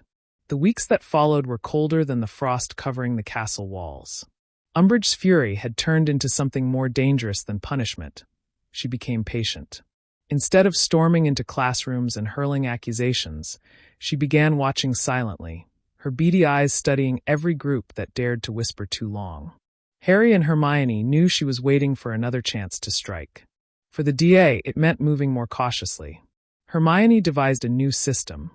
Coded messages tucked inside library books, different meeting times each week, even assigning members to escort one another back to their dormitories after practices. Harry drilled them harder than ever, demanding faster reflexes and sharper concentration. If the inquisitorial squad tried again, they wouldn't just escape, they would win outright. But while the DA grew stronger, Ron's thoughts grew darker. His anger had simmered long enough, and now it demanded action. One night, sitting in Umbridge's office under the glow of her sickly pink lamps, he finally spoke what had been festering inside him. "I can give you names," he said. "Not just guesses. Actual members of the group. My sister, Neville Longbottom, Luna Lovegood, Zacharias Smith. All of them." Umbridge's quill froze mid-scratch. Her lips curved into a smile so wide it nearly split her face. "And how, may I ask, did you come across such valuable information?" Ron hesitated. He didn't want to admit he had been spying on his own housemates, listening at doors, watching where people disappeared at odd hours. But the hunger for recognition won. "I pay attention. More than they think." Umbridge's fingers tapped her desk. "Very good, Mr. Weasley. Very good indeed. You've proven yourself more clever than most. With your help, I'll root out every last one of these traitors." For the first time since his betrayal, Ron felt the warmth of approval. It wasn't his mother's hug or Harry's respect, but it was something. Something that made him believe he mattered. The next day, however, cracks in his resolve showed. He caught sight of Ginny in the courtyard, laughing with Luna as they practiced a jinx with mock wands. For a moment, he remembered summers at the Burrow, when Ginny had followed him everywhere, when family meant safety. But then her laughter twisted into a reminder. She was on Harry's side, not his. She had chosen them over him. The thought hardened his expression until even Ginny noticed his glare and muttered, "What's wrong with him?" Harry, who stood nearby, followed her gaze and saw Ron retreating back into the castle. "He's planning something," Harry whispered to Hermione later. "I can feel it." Hermione nodded, her brow furrowed. "He knows too much. If Umbridge pushes him, he could undo everything we've built." That night in the room of requirement, Hermione warned the DA. Her voice was calm but firm. "We must assume Umbridge knows more than she should. We have to prepare for her next move. And we have to be ready for Ron to use what he knows against us." The group stiffened at the sound of his name. Even Neville, usually gentle, clenched his wand tighter. Ginny's jaw was set in fury. "If he dares put our names in her hands, I'll—" "No," Harry interrupted. "We don't waste time on threats. We fight smart. We stay ahead of them." But as the DA recommitted to their cause, Ron sat in Umbridge's office once more, feeding her details she could never have gathered on her own. Each name he gave felt like a stone tossed into deep water. Once released, there was no pulling it back. And though he told himself he was finally gaining control of his own destiny, Ron couldn't escape one truth. With every betrayal, he was burning the very bridges that once kept him whole. The tension in the castle grew like a storm on the horizon. Everyone could feel it. The watchful eyes of Umbridge's inquisitorial squad, the way Filch lingered in corridors as though waiting for a signal, the uneasy glances between students who wondered who might betray them next. The DA's victories felt distant now, replaced by a steady dread that their secret wouldn't remain safe much longer. Harry and Hermione doubled their precautions. Meetings were shorter, drills sharper. Hermione devised a charm to erase traces of magical activity in the room of requirement, just in case. Yet despite their vigilance, both knew something was slipping out of their grasp. And that something was Ron. Umbridge had already begun piecing together his reports into a plan. She never revealed her full hand, but Ron saw the glint in her eyes whenever he handed over another name, another tidbit about Harry's movements. She was waiting, calculating, savoring the moment to strike. But Ron himself was not immune to doubt. Lying awake in the dormitory, he sometimes remembered when things were different. When he, Harry, and Hermione had shared secrets in the firelight, when their loyalty to one another felt unbreakable. The memory stung, and for a brief moment he wondered if he had made a mistake. Yet every time he hesitated, the humiliation came back sharper. Harry's leadership, Hermione's brilliance, Ginny's scorn. They had left him behind. He had no place among them anymore. By mid-February, the DA was buzzing with new energy, unaware of the knife hanging over their heads. Harry had begun teaching patron uses, an advanced spell that filled the room with shimmering light and hope. When Hermione's otter darted across the floor, the students cheered. Even Neville managed to produce a faint silver puff that had him grinning ear to ear. But Ron stood just outside the room of requirement that evening, watching the door vanish into the stone wall after the last student slipped out. His fists clenched as he thought about what he had seen, about how they didn't even lower their voices when they spoke Harry's name like a hero's. He turned on his heel and marched straight to Umbridge's office. "They're teaching patron uses now," he said, his voice shaking with something between anger and fear. "Harry's making them soldiers." Umbridge leaned back in her chair, her hands folded primly in her lap. "Then it's time, Mr. Weasley. Time to end this little rebellion once and for all." The plan was set in motion that very night. Umbridge sent her squad scurrying through the castle, gathering ropes, parchment, and quills. She promised them glory, promised them power, and whispered that by dawn, Harry Potter's secret army would be no more. Back in Gryffindor Tower, Ginny felt the unease too. She cornered Hermione before bed, her eyes wide. "Something's wrong. Ron's been whispering to Umbridge more than ever. I don't know what he's told her, but I don't like it." Hermione's chest tightened. She found Harry in the common room, still bent over notes from their last lesson. "We have to be ready," she said.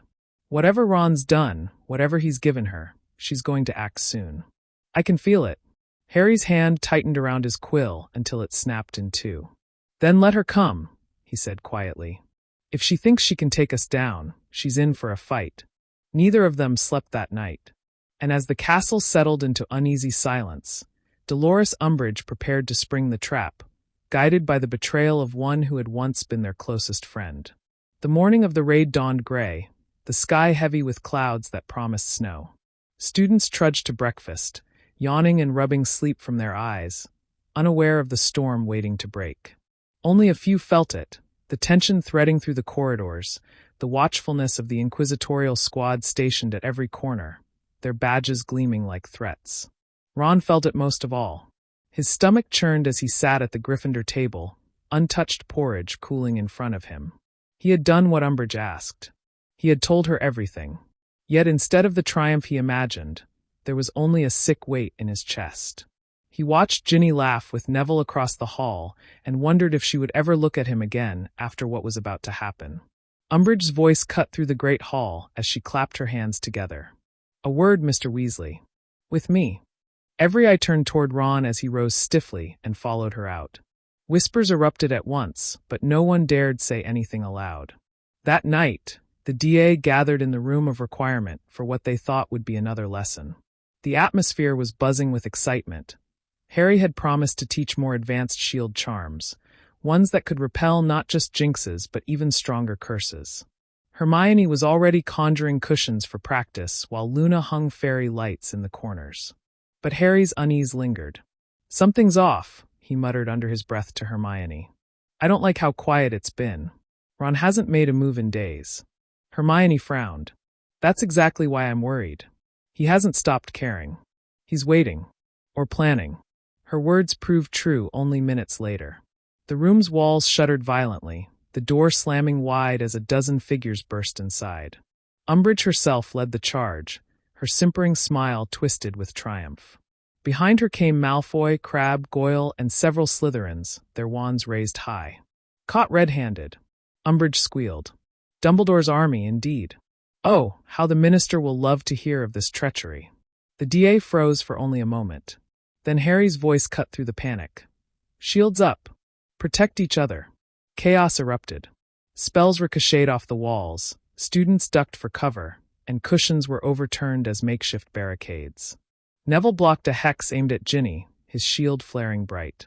Luna disarmed a Slytherin with surprising speed. Hermione moved with fierce precision, her wand slashing through the air as she deflected curse after curse. "Hold the line," she shouted. Ron appeared at the back of the group, his face pale. He hadn't expected the DA to fight back so ferociously. For a split second, he faltered, caught between the two worlds he had torn himself between. But Umbridge's shriek spurred him forward. "Weasley, take down your sister." Ginny whirled at the sound of his name, her eyes blazing when she saw him standing beside Umbridge. "You," she spat, fury vibrating in her voice. "You did this."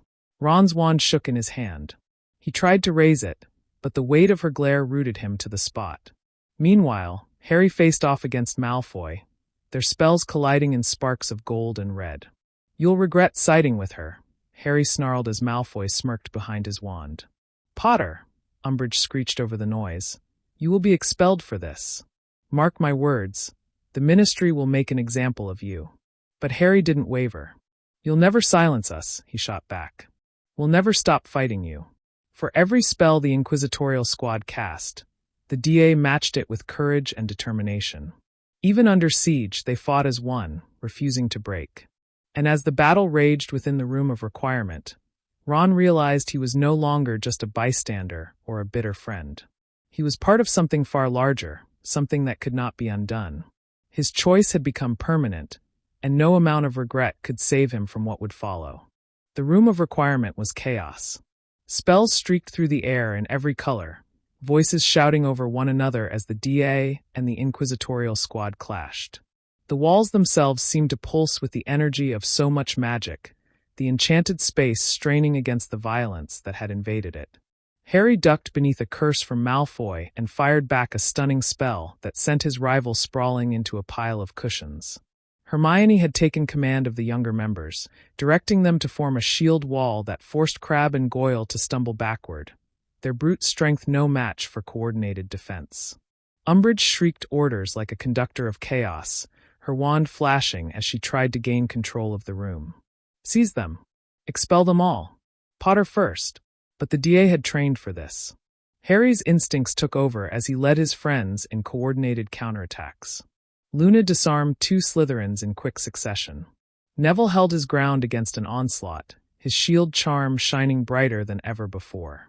Even Zachariah Smith, once skeptical of the DA, fought with unexpected ferocity. Ron stood frozen at the edge of it all, his wand raised but unused. He had imagined victory when Umbridge revealed her plan, but he had not imagined this, his housemates, his sister, his once best friends fighting like soldiers, refusing to crumble. Ginny's eyes found his across the battlefield, blazing with betrayal and fury. "You'll regret this, Ron," she shouted, hurling a jinx that cracked the stone floor at his feet. He stumbled backward, heart hammering. For the first time, he felt the sharp edge of what he had done. He wasn't standing beside Umbridge as a trusted ally. He was standing alone, despised by both sides. The tide began to turn.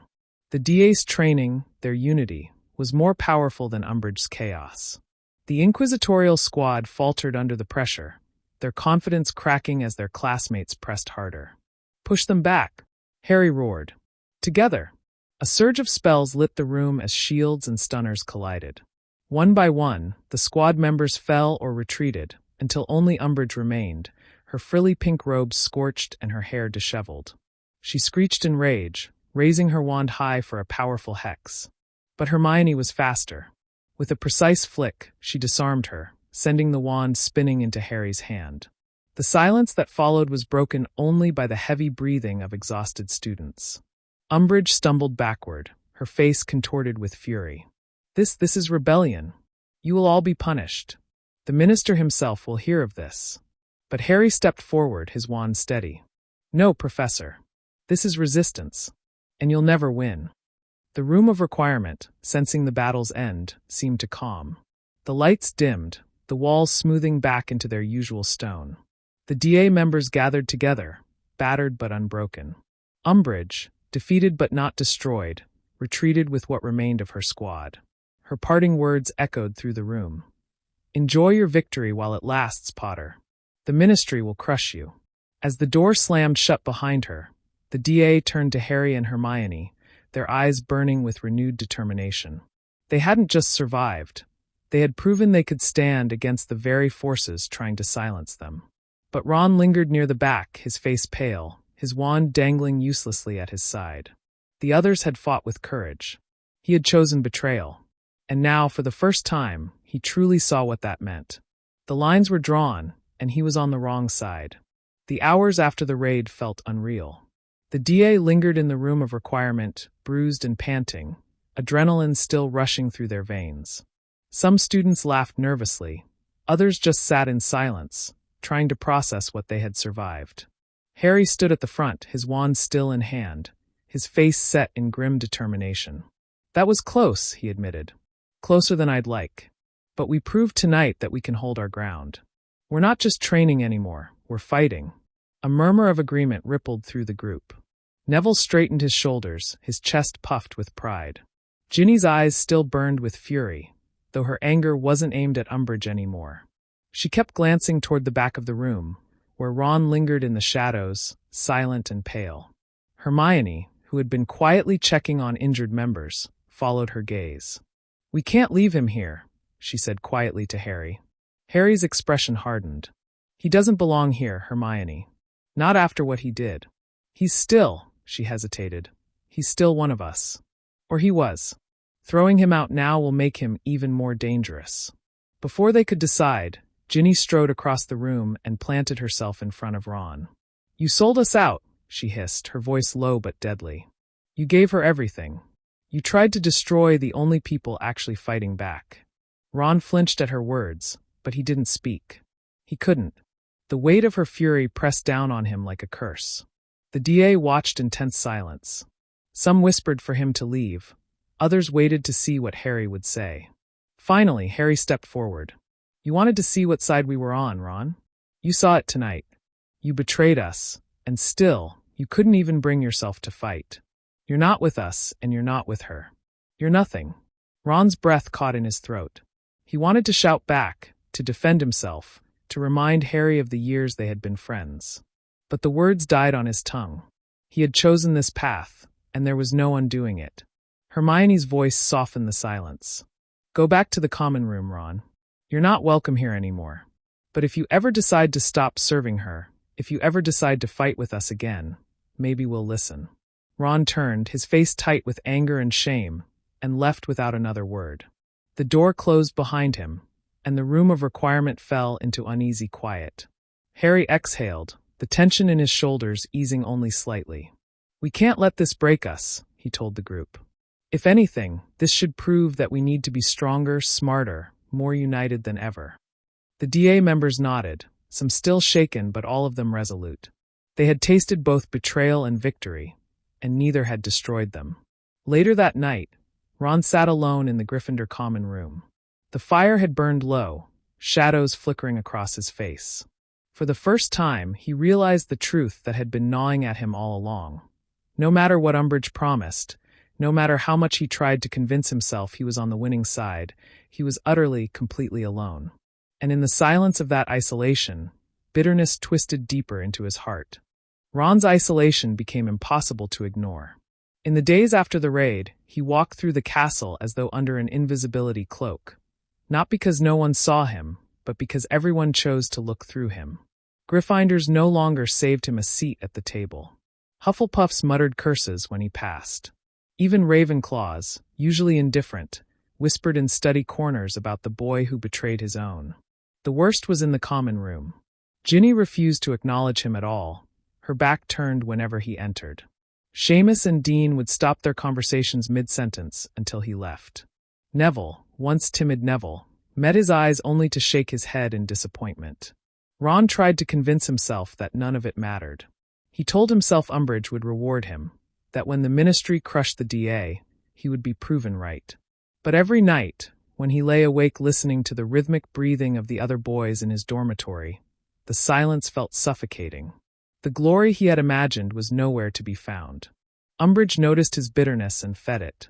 She summoned him regularly, offering him tea and biscuits under the watchful eyes of her cat-covered plates. "They may despise you now," she crooned, "but history will remember you as brave enough to stand against Potter's lies. You'll be rewarded, Mr. Weasley. Far more than any of those foolish children could ever dream." But her promises rang hollow. Even as she spoke, Ron realized that she never looked at him as an equal. He was merely a tool, a piece to be moved across her board. The realization stung almost worse than the glares of his classmates. Meanwhile, the DA refused to falter. Their last stand against the inquisitorial squad had only fueled their determination. Hermione introduced rotating patrol partners, so no one walked alone at night. Harry began teaching more advanced jinxes, his leadership sharper, his authority unquestioned. "The next time they come for us," Harry told them, "we'll be ready. And we won't just hold them off, we'll win outright." The DA cheered, their loyalty to him growing stronger than ever. Ron happened to pass by the corridor where the room of requirement hid itself and heard their muffled voices through the wall. The sound pierced him deeper than any curse. They were laughing, planning, fighting together, without him. It was as though the years of friendship had been erased, as though he had never mattered. For the first time, a dangerous thought crept into his mind. If he couldn't reclaim what he had lost, then perhaps he could destroy it. That night, as he stared into the dying embers of the common room fire, Ron whispered to himself, "If they won't have me, then they won't have anything." The bitterness that had once been a wound was hardening into resolve. And in that resolve lay the seeds of something darker than simple betrayal. Ron's decision did not come overnight, but the thought gnawed at him, festering like poison in his veins. Every time he overheard the DA's laughter behind the hidden door, every time Hermione's voice rang out with determination, every time Harry's name was whispered with admiration, Ron's resentment sharpened. He had once stood at Harry's side, basked in that admiration, and now he was cast out, left in shadows while they thrived without him. One evening, after Umbridge's office hours, she kept him behind. The firelight glowed against her pink cardigan as she stirred her teacup with deliberate calm. "You look troubled, Mr. Weasley," she said sweetly. "Perhaps you feel underappreciated?" Ron's jaw tightened. "They'll never forgive me. Not Harry, not Hermione, not anyone. They act like I never existed." Umbridge tilted her head, her smile curling in satisfaction. "Then why chase after their forgiveness? You've already chosen a side. Theirs is a sinking ship. Stand tall with the Ministry, and you'll see them drown. But," she leaned closer, her eyes glinting, "you could hasten their downfall. Wouldn't it be poetic?" Her words burrowed deep, wrapping around the bitterness in his chest until it felt like destiny. That night, Ron returned to the Gryffindor common room, but his gaze lingered on the flickering shadows. For the first time, his betrayal wasn't just survival, it was vengeance. The opportunity came sooner than he expected. In the corridor outside the room of requirement, he lingered again, pretending to tie his shoelaces. The enchanted door melted away, just long enough for him to catch sight of parchment on the wall inside. Harry's list of members. Every name written clear, a map of loyalty. Ron's eyes locked on it. The next day, he slipped a note into Umbridge's office. I know who they are. Meet me tonight. But even as he wrote it, a flicker of hesitation pierced through his chest. He remembered the night they first entered the Forbidden Forest together. The troll in the bathroom, the whispered laughter over stolen sweets. Those memories burned bright for a moment. But then he remembered Hermione's cold stare, Harry's unyielding back, Ginny's refusal to even acknowledge him. Whatever bond had once existed, it was shattered. When the parchment left his hand, so too did any thought of turning back. That night, Harry sensed something shifting. During DA practice, he noticed Hermione staring at the list pinned inside the room of requirement. She touched it nervously, as though she could feel danger closing in. We should move it, she whispered. If anyone ever saw this. Harry frowned, unease rippling through him. You think Ron? Hermione didn't answer. But her silence was enough. For the first time, Harry realized the next battle they faced might not come from Death Eaters or Umbridge. It might come from the boy who once called himself their brother. The next morning dawned gray and heavy, the castle humming with a strange tension. Students moved through the corridors with nervous glances, as though sensing the storm that brewed unseen. Harry and Hermione exchanged few words at breakfast, both preoccupied with the same worry. Hermione's instinct rarely failed, and the way she kept glancing over her shoulder told Harry she was sure danger was closer than they liked. By mid-afternoon, their fears took shape. Rumors spread quickly that Umbridge had caught 2 younger students wandering near the 7th-floor corridor, demanding to know what they were hiding. They had managed to slip away, but the whispers hinted that Umbridge seemed convinced of a secret hidden somewhere within the castle walls. Harry clenched his jaw when he heard. She's circling. It's only a matter of time before she finds the room. Hermione nodded, her face pale. It's Ron. I know it is. He must have told her something, maybe not everything yet, but enough for her to start sniffing around. Harry didn't argue. It fit too neatly. Ron's bitterness had grown sharper with each passing day, his silence around them thicker. If he had gone to Umbridge, then the DA's safety hung by a thread. That evening, Hermione lingered behind after DA practice, studying the parchment list pinned inside the room. She chewed her lip, then pulled her wand. We can't risk this being discovered. We'll need a charm to protect it, something that won't just hide the names, but punish whoever betrays us. Harry frowned. Punish? Hermione's eyes flickered with something fierce. Yes. If Ron has already given us away, then we need to know exactly who sold us out. Her fingers trembled slightly as she whispered incantations, weaving protective enchantments into the parchment. A faint golden glow spread across the names, sealing them under magic. If anyone tries to reveal the list to someone outside the DA, their betrayal will be exposed. They won't be able to hide it. Harry watched her, both impressed and unsettled by the steel in her voice. Hermione wasn't just protecting them. She was preparing for war. Meanwhile, Ron stood outside Umbridge's office once again, summoned after dark. She greeted him with her usual false sweetness, offering tea laced with sugar. On her desk lay the slip of parchment he had given her the night before. You've been very helpful, Mr. Weasley, she cooed. But you've only shown me the door. I want the key. I want the names, the proof. You'll bring it to me. Ron swallowed hard, shame and anger twisting inside him. They'll know it was me if I hand it over. Hermione's clever. She'll figure it out. Umbridge's smile widened. Then let her. Do you think they'll forgive you after all this? No. They've already cast you aside. Better to embrace your new allies fully than to cower in their shadow. Her words slithered through him like poison. That night, Ron stared at the ceiling in his dormitory, torn between the ghost of loyalty and the temptation of revenge. But the decision was tightening around him like a noose. Back in the room of requirement, Hermione finished her enchantments, stepping back to admire her work. Now we'll be safe, she whispered. But deep down, she knew the game had changed. They weren't just hiding from Umbridge anymore. They were bracing for betrayal from someone who once called them friend. And across the castle, Ron's hand hovered over his wand, the weight of choice pressing down on him harder than ever before. Ron paced outside the room of requirement long after curfew, his footsteps echoing softly against the stone floor. He knew the list was in there, glowing faintly on the wall like a beacon of proof. If he could just get it and hand it over to Umbridge, everything would change. She would see him as indispensable. He would no longer be the forgotten shadow trailing behind Harry and Hermione. He would matter again. But when the door finally appeared and he slipped inside, the sight of the parchment made him hesitate. Each name glowed with golden light, his own written among them. He stared at it, remembering the laughter they once shared, the late-night talks, the battles they had survived together. For a moment, his heart tugged him back, whispering that maybe it wasn't too late to turn around. Then he clenched his fists. "They'll never take me back," he muttered under his breath. "Not after everything." He reached out and pulled the parchment free.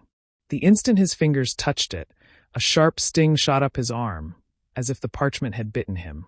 Golden light blazed brighter, wrapping around his hand and burning his skin with invisible fire. Ron gasped, clutching at it, but the light only tightened, branding him with something unseen. Back in the Gryffindor common room later that night, Harry and Hermione were waiting. They had felt the magic flare through the room of requirement, a warning from the very enchantment Hermione had cast. When Ron staggered in, his face pale and sweating, Hermione rose from her seat, eyes cold. "You tried to take it," she said quietly. Ron froze. I was only. You betrayed us," Hermione cut him off. Her voice trembled with fury, not grief. "The charm told me everything. The parchment marked you, Ron. Every time you look in the mirror from now on, you'll see the word you've chosen for yourself." Ron stumbled toward the fire, desperate for proof, and caught sight of his reflection in the glass. Across his forehead, invisible to others but glaring back at him, was a single word seared into his mind: traitor. Harry stood too, his face hard. "After everything, Ron? After the troll, the basilisk, Sirius, the Triwizard Tournament, you throw it all away for Umbridge?" Ron's mouth opened, but no words came. The weight of their stares crushed him, and for the first time, he realized the finality of his choice. Whatever he had once been to them was gone. Hermione stepped closer, her eyes sharp with tears she refused to shed. "You've made your side clear. From now on, you're nothing to us." The silence that followed was heavier than any shouted argument. Ron turned and fled up the stairs, his footsteps fading into the night. But the mark of his betrayal lingered, a scar that would never fade, a reminder that the trio was broken beyond repair. For Harry and Hermione, there was no time to grieve. The war with Umbridge and Voldemort still loomed, and now they had to fight it without the boy who had once been their brother. Ron sat hunched in Umbridge's office, the porcelain cats on the shelves watching him with wide, glassy eyes. His forehead throbbed with the word only he could see, echoing in his mind with every heartbeat. "Traitor." He rubbed at his skin as if he could scrub it away, but the mark remained, carved deeper than flesh. Umbridge noticed his agitation but smiled sweetly, pouring him another cup of tea. "You've done well, Mr. Weasley. They know you're not loyal to them anymore. That makes you free." "Free?" Ron muttered bitterly, staring into the cup. "They think I'm filth." "Hermione," she cursed the parchment. "I can't look at myself without seeing it." Umbridge leaned forward, her voice smooth as syrup. "That's because you're still clinging to the past. Let it go. With me, you'll never be in Potter's shadow again. You'll stand where you belong, recognized and valued." Her words soothed and poisoned him all at once. Ron wanted to believe her, to believe that by stepping away from Harry and Hermione, he was stepping into something greater. He wanted to matter. Meanwhile, the DA grew more determined. Harry and Hermione met in secret with the others, the room of requirement filled with whispers and wand light. The betrayal had shaken them all, Neville, Ginny, and Luna especially, but Hermione stood before them with a steady voice. "We've lost someone we trusted, but that doesn't make us weaker. It makes us sharper. Ron's choice shows how far Umbridge will go. We have to be smarter than her now. Every step, every spell we train must be perfect." Harry added, "We can't waste energy on Ron. He's made his decision. What matters now is protecting each other, protecting this school, and making sure Umbridge doesn't crush us." The members nodded, fire sparking in their eyes. For them, Ron's betrayal wasn't the end, it was fuel. Still, Harry couldn't shake the ache in his chest. That night, he sat by the fire long after everyone else had gone to bed. Hermione joined him silently, wrapping a blanket around her shoulders. "You keep thinking about him," she said softly. Harry stared into the flames. "We've been through everything together. And now he's the enemy." Hermione's face hardened. "He chose that. We can't change it. All we can do is fight harder." Across the castle, Ron sat in silence while Umbridge outlined her next plan, rooting out the DA with his help. He nodded along, but something inside him twisted with unease. The cats meowed softly as though mocking him. "Traitor! Traitor! Traitor!" He told himself he didn't care. But in the hollow quiet of night, he wondered if he had truly gained anything at all, or only lost everything that mattered. The room of requirement glowed with warmth as the DA gathered again. Candles floated overhead, illuminating faces lined with determination. Harry stood at the center, wand raised, demonstrating defensive spells that felt more and more like battlefield maneuvers. Hermione moved among the students, correcting stances, urging precision. There was no laughter this time, no sense of secret adventure. The betrayal had stripped that away. Every spell crackled with urgency. Every shield charm carried the weight of survival. After practice, when the others had gone, Harry slumped into one of the cushioned chairs conjured by the room. Hermione joined him, her expression weary but resolute. "You've grown into this role," she said quietly. "They look at you the way soldiers look at their leader." Harry gave a small, humorless laugh. "I never wanted to lead, but I don't think we have a choice anymore. If we don't stand up, Umbridge will crush us." Hermione's gaze softened, her hand brushing his arm. "You're not alone in this. Whatever happens, we face it together." Their eyes met, and for the first time in weeks, Harry felt a steadiness settle in his chest. The bond between them, forged through danger and trust, felt unbreakable. Meanwhile, in Umbridge's office, Ron sat stiffly as she outlined her plan. Maps of the castle lay spread across her desk, marked with circles and notes. "They meet often," she said, tapping her quill against the parchment. "If we can force them into one place, I'll have the inquisitorial squad ready. And you, Mr. Weasley, will give me the key to unlocking that door." Ron shifted uncomfortably. "It doesn't work like that. The room of requirement appears only if you know how to ask for it." Umbridge's smile tightened. "Then you will ask. You were one of them. You know their habits, their weaknesses. You will deliver them to me." Ron swallowed hard, the word traitor burning against his thoughts. He told himself he was only doing what had to be done, that he had no place left among Harry and Hermione. But doubt gnawed at him with every step. Later that night, Harry and Hermione walked the quiet corridors together, patrolling out of habit. Hermione spoke in a low voice. "If Ron truly helps her, it's only a matter of time before she corners us. We'll need safeguards, escape routes, even decoys." Harry nodded grimly. "Then we plan for it. If she thinks she can catch us, we'll make her regret it." The castle walls seemed to listen, their shadows deepening around them. War wasn't coming anymore, it was already here. Ron trailed behind Draco Malfoy and the rest of the inquisitorial squad, his stomach twisted into knots. Malfoy strutted down the corridor, smirking as though he already owned the castle.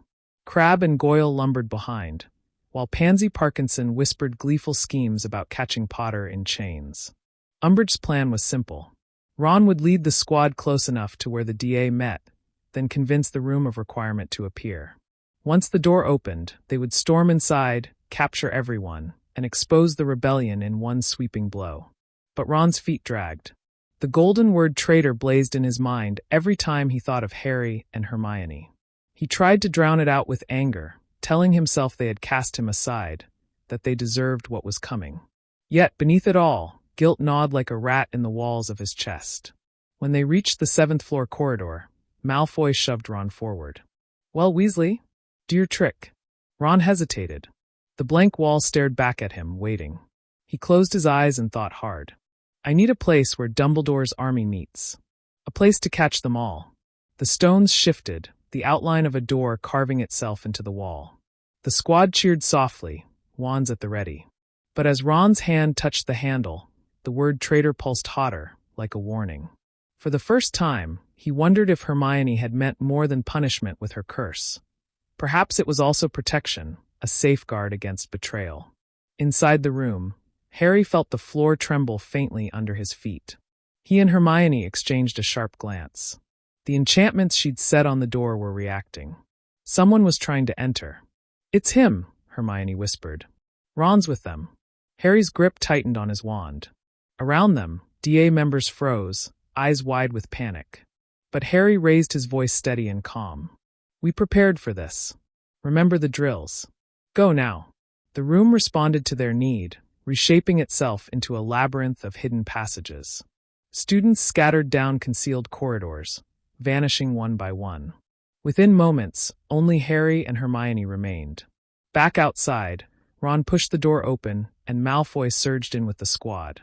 But instead of a crowded training hall, they found themselves in a twisting maze of stone and mist. The laughter of their prey echoed through the passages, taunting and impossible to follow. Malfoy snarled. "What is this?" Ron swallowed, his chest tight. Deep inside, he knew exactly what it was. Hermione had been ready for him. Somewhere in the shifting corridors, Harry and Hermione ran side by side, their wands casting light. The DA was safe for now, but this was only the first battle. Umbridge and Ron would not stop until they had torn Hogwarts apart. And in the quiet between their pounding footsteps, Harry whispered, "Next time, they'll come harder. We have to be ready." Hermione nodded, her jaw set. "Then let's make sure we're smarter." Umbridge's office was suffocating that night, the lace curtains drawn tight, the plates of smiling kittens eerily silent, as if even they sensed her fury. Ron sat stiffly in the high-backed chair across from her desk, his palms sweating, the word traitor throbbing invisibly on his forehead like a curse. Umbridge's smile was gone, replaced by a tight, thin line. "You promised me results, Mr. Weasley. Instead, my squad stumbled about like fools in a funhouse. Do you take me for an idiot?" Ron stammered. Hermione must have enchanted the room. It changed before our eyes. I had no control over it.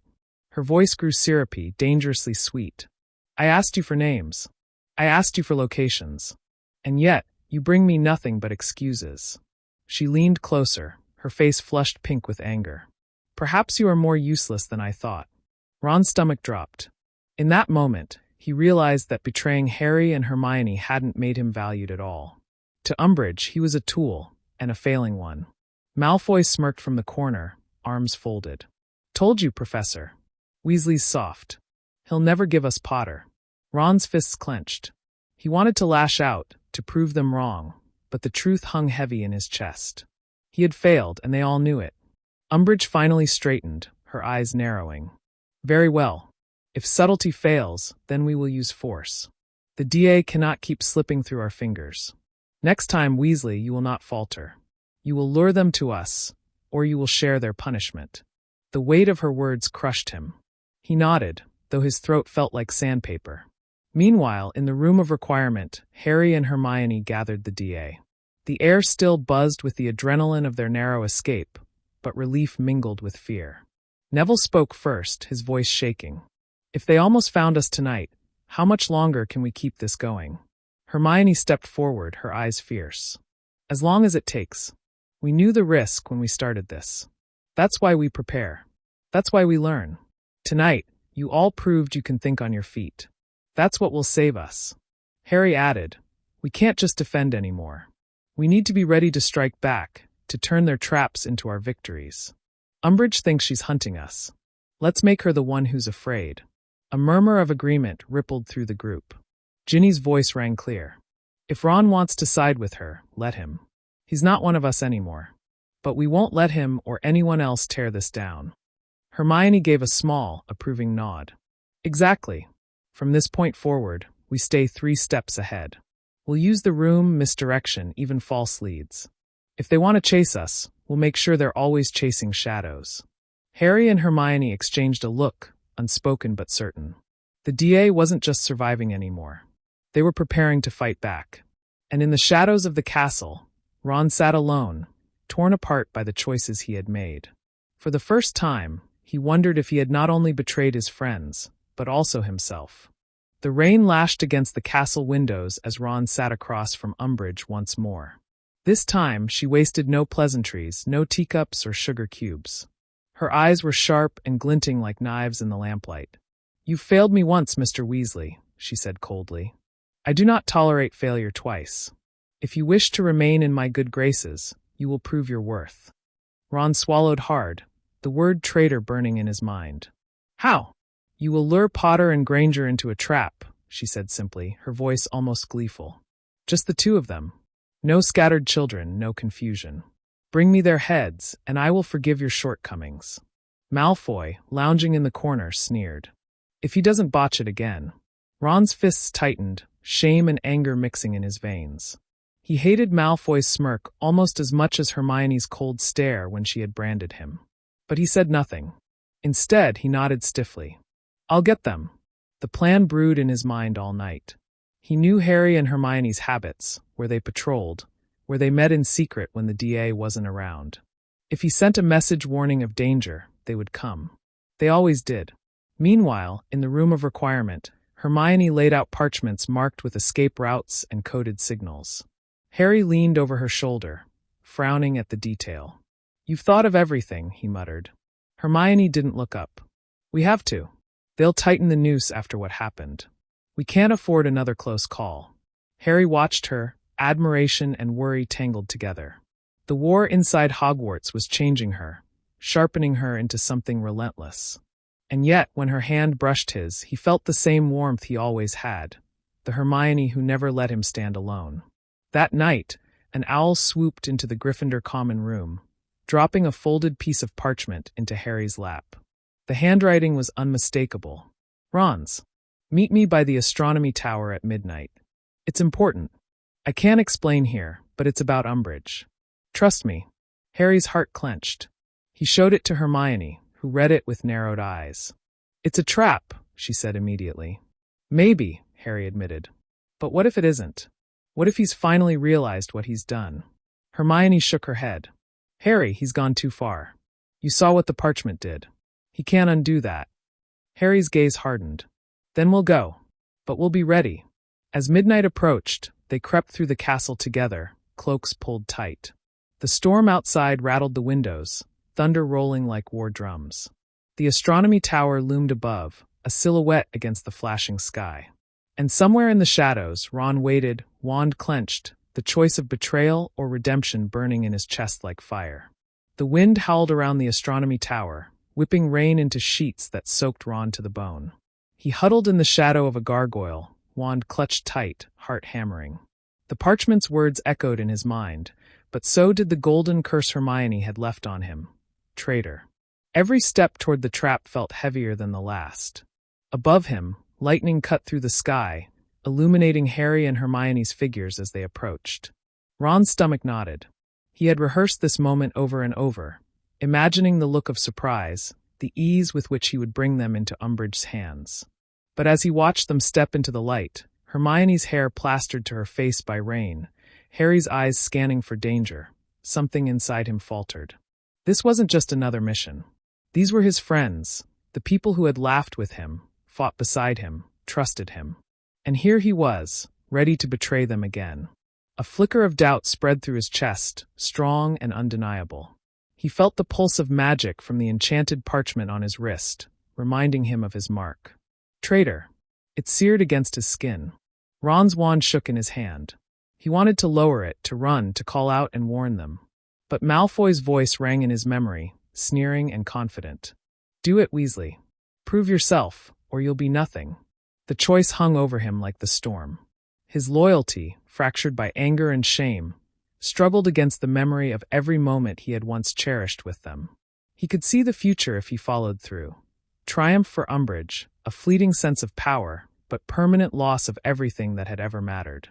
And then, before he could act, Hermione's eyes met his.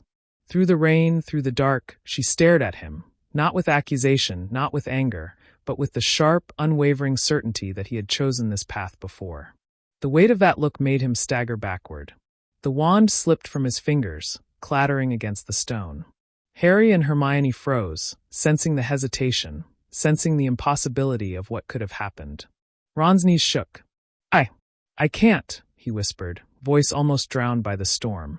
I can't do it. The moment passed in silence, broken only by thunder.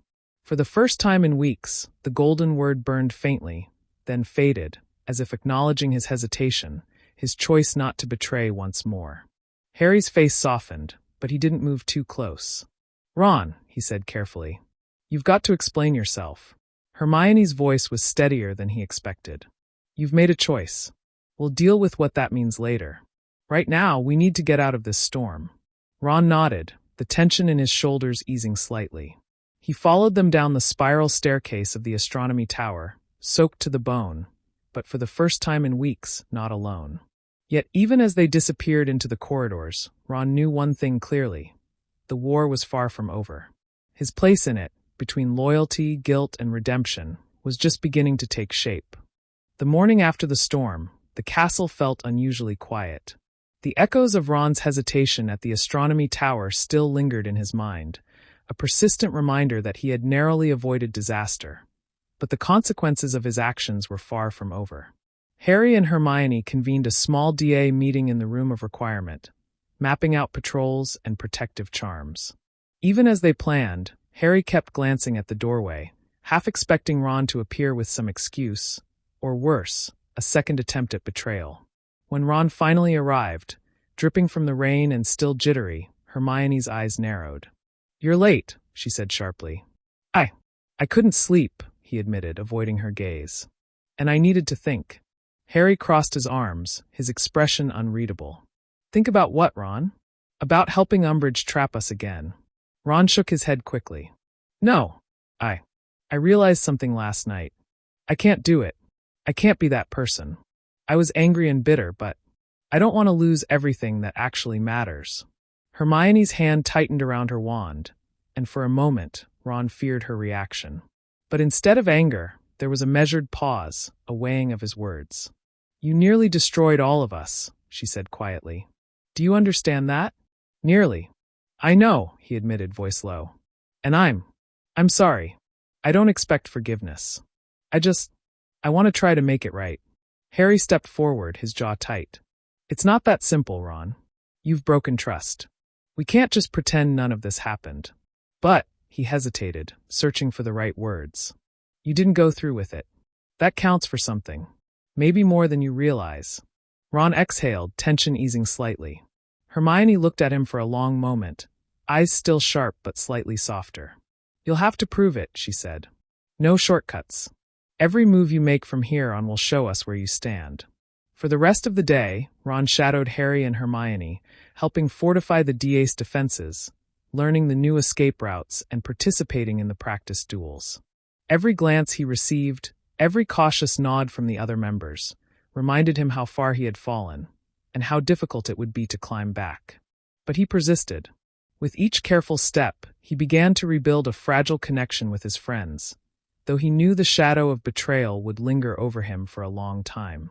Meanwhile, Umbridge seethed in her office, having learned from Malfoy that Ron's trap had failed. Her voice shook with fury as she paced, muttering about traitors and incompetence. If Weasley cannot do this, then we will find someone who can. No one defies me and walks away unscathed. The castle held its breath as the struggle for loyalty, power, and survival continued. Ron's path toward redemption was just beginning, but the war inside Hogwarts showed no mercy, and both friends and foes were watching every move. The days that followed were tense, each one a careful dance of trust and vigilance. Ron moved cautiously among the DA, helping wherever he could, silently determined to prove he had chosen the right side. He shadowed patrols, practiced spells with Neville and Ginny, and even volunteered to carry messages between members. Each small act was a step toward redemption, though he could see the wariness in everyone's eyes. Hermione observed him closely, correcting mistakes but also watching for sincerity. She noted when Ron risked himself during exercises, diving for cover to shield others or staying behind to ensure no one strayed into danger. Every small choice he made, every ounce of effort, began to rebuild a foundation that had been nearly shattered. Harry, for his part, was quieter than usual, but attentive. He didn't offer trust freely, but he allowed Ron to participate in strategy sessions. "You need to understand," Harry said one evening as they pored over patrol routes. "This isn't just about spells or hiding. Every move you make shows whether we can rely on you. Don't let us down again." Ron nodded, the weight of responsibility pressing down on him. He couldn't erase the past, but he could prove that he belonged, that his choice to resist Umbridge was real. Meanwhile, Umbridge's fury grew. Her first attempt at using Ron had failed, and the humiliation stung worse than she expected. She summoned Malfoy, Pansy, and a few other compliant students to discuss her next strategy. "They underestimate us," she hissed, pacing in her office. "We will not fail again. Potter and Granger are clever, but no one is clever enough to outsmart me forever. And if Weasley cannot deliver, we will force them into a trap they cannot escape." Malfoy's smirk faltered slightly under her glare. "What did you have in mind, Professor?" Umbridge's eyes gleamed with cruel satisfaction. "We will tighten the noose. False leads, decoys, and a network of spies. Every passage, every corridor, every hiding place they rely on will be watched. And if Potter or Granger slips, there will be no mercy." Back in the room of requirement, the DA worked late into the night. Hermione cast protective charms around every entrance, while Harry reviewed spell sequences with the older members. Ron stood nearby, silently observing and learning, contributing when asked, proving he could be trusted, at least cautiously. By the time the candles burned low, a silent agreement hung in the air. The DA had adapted, grown stronger, and were ready to meet whatever Umbridge, and perhaps Ron's past choices, would throw at them next. Outside, in the shadows of the castle, Ron lingered for a moment. The storm of guilt and doubt had not entirely passed, but he felt a faint glimmer of hope. He could still make things right. He could still fight for the friends who had once seemed lost to him. And deep within the walls, Umbridge plotted, her patience thinning, her plans growing more dangerous. The next confrontation was coming, and the castle would be the stage for tests of loyalty, courage, and cunning that none of them could ignore. The castle stirred with unease that night.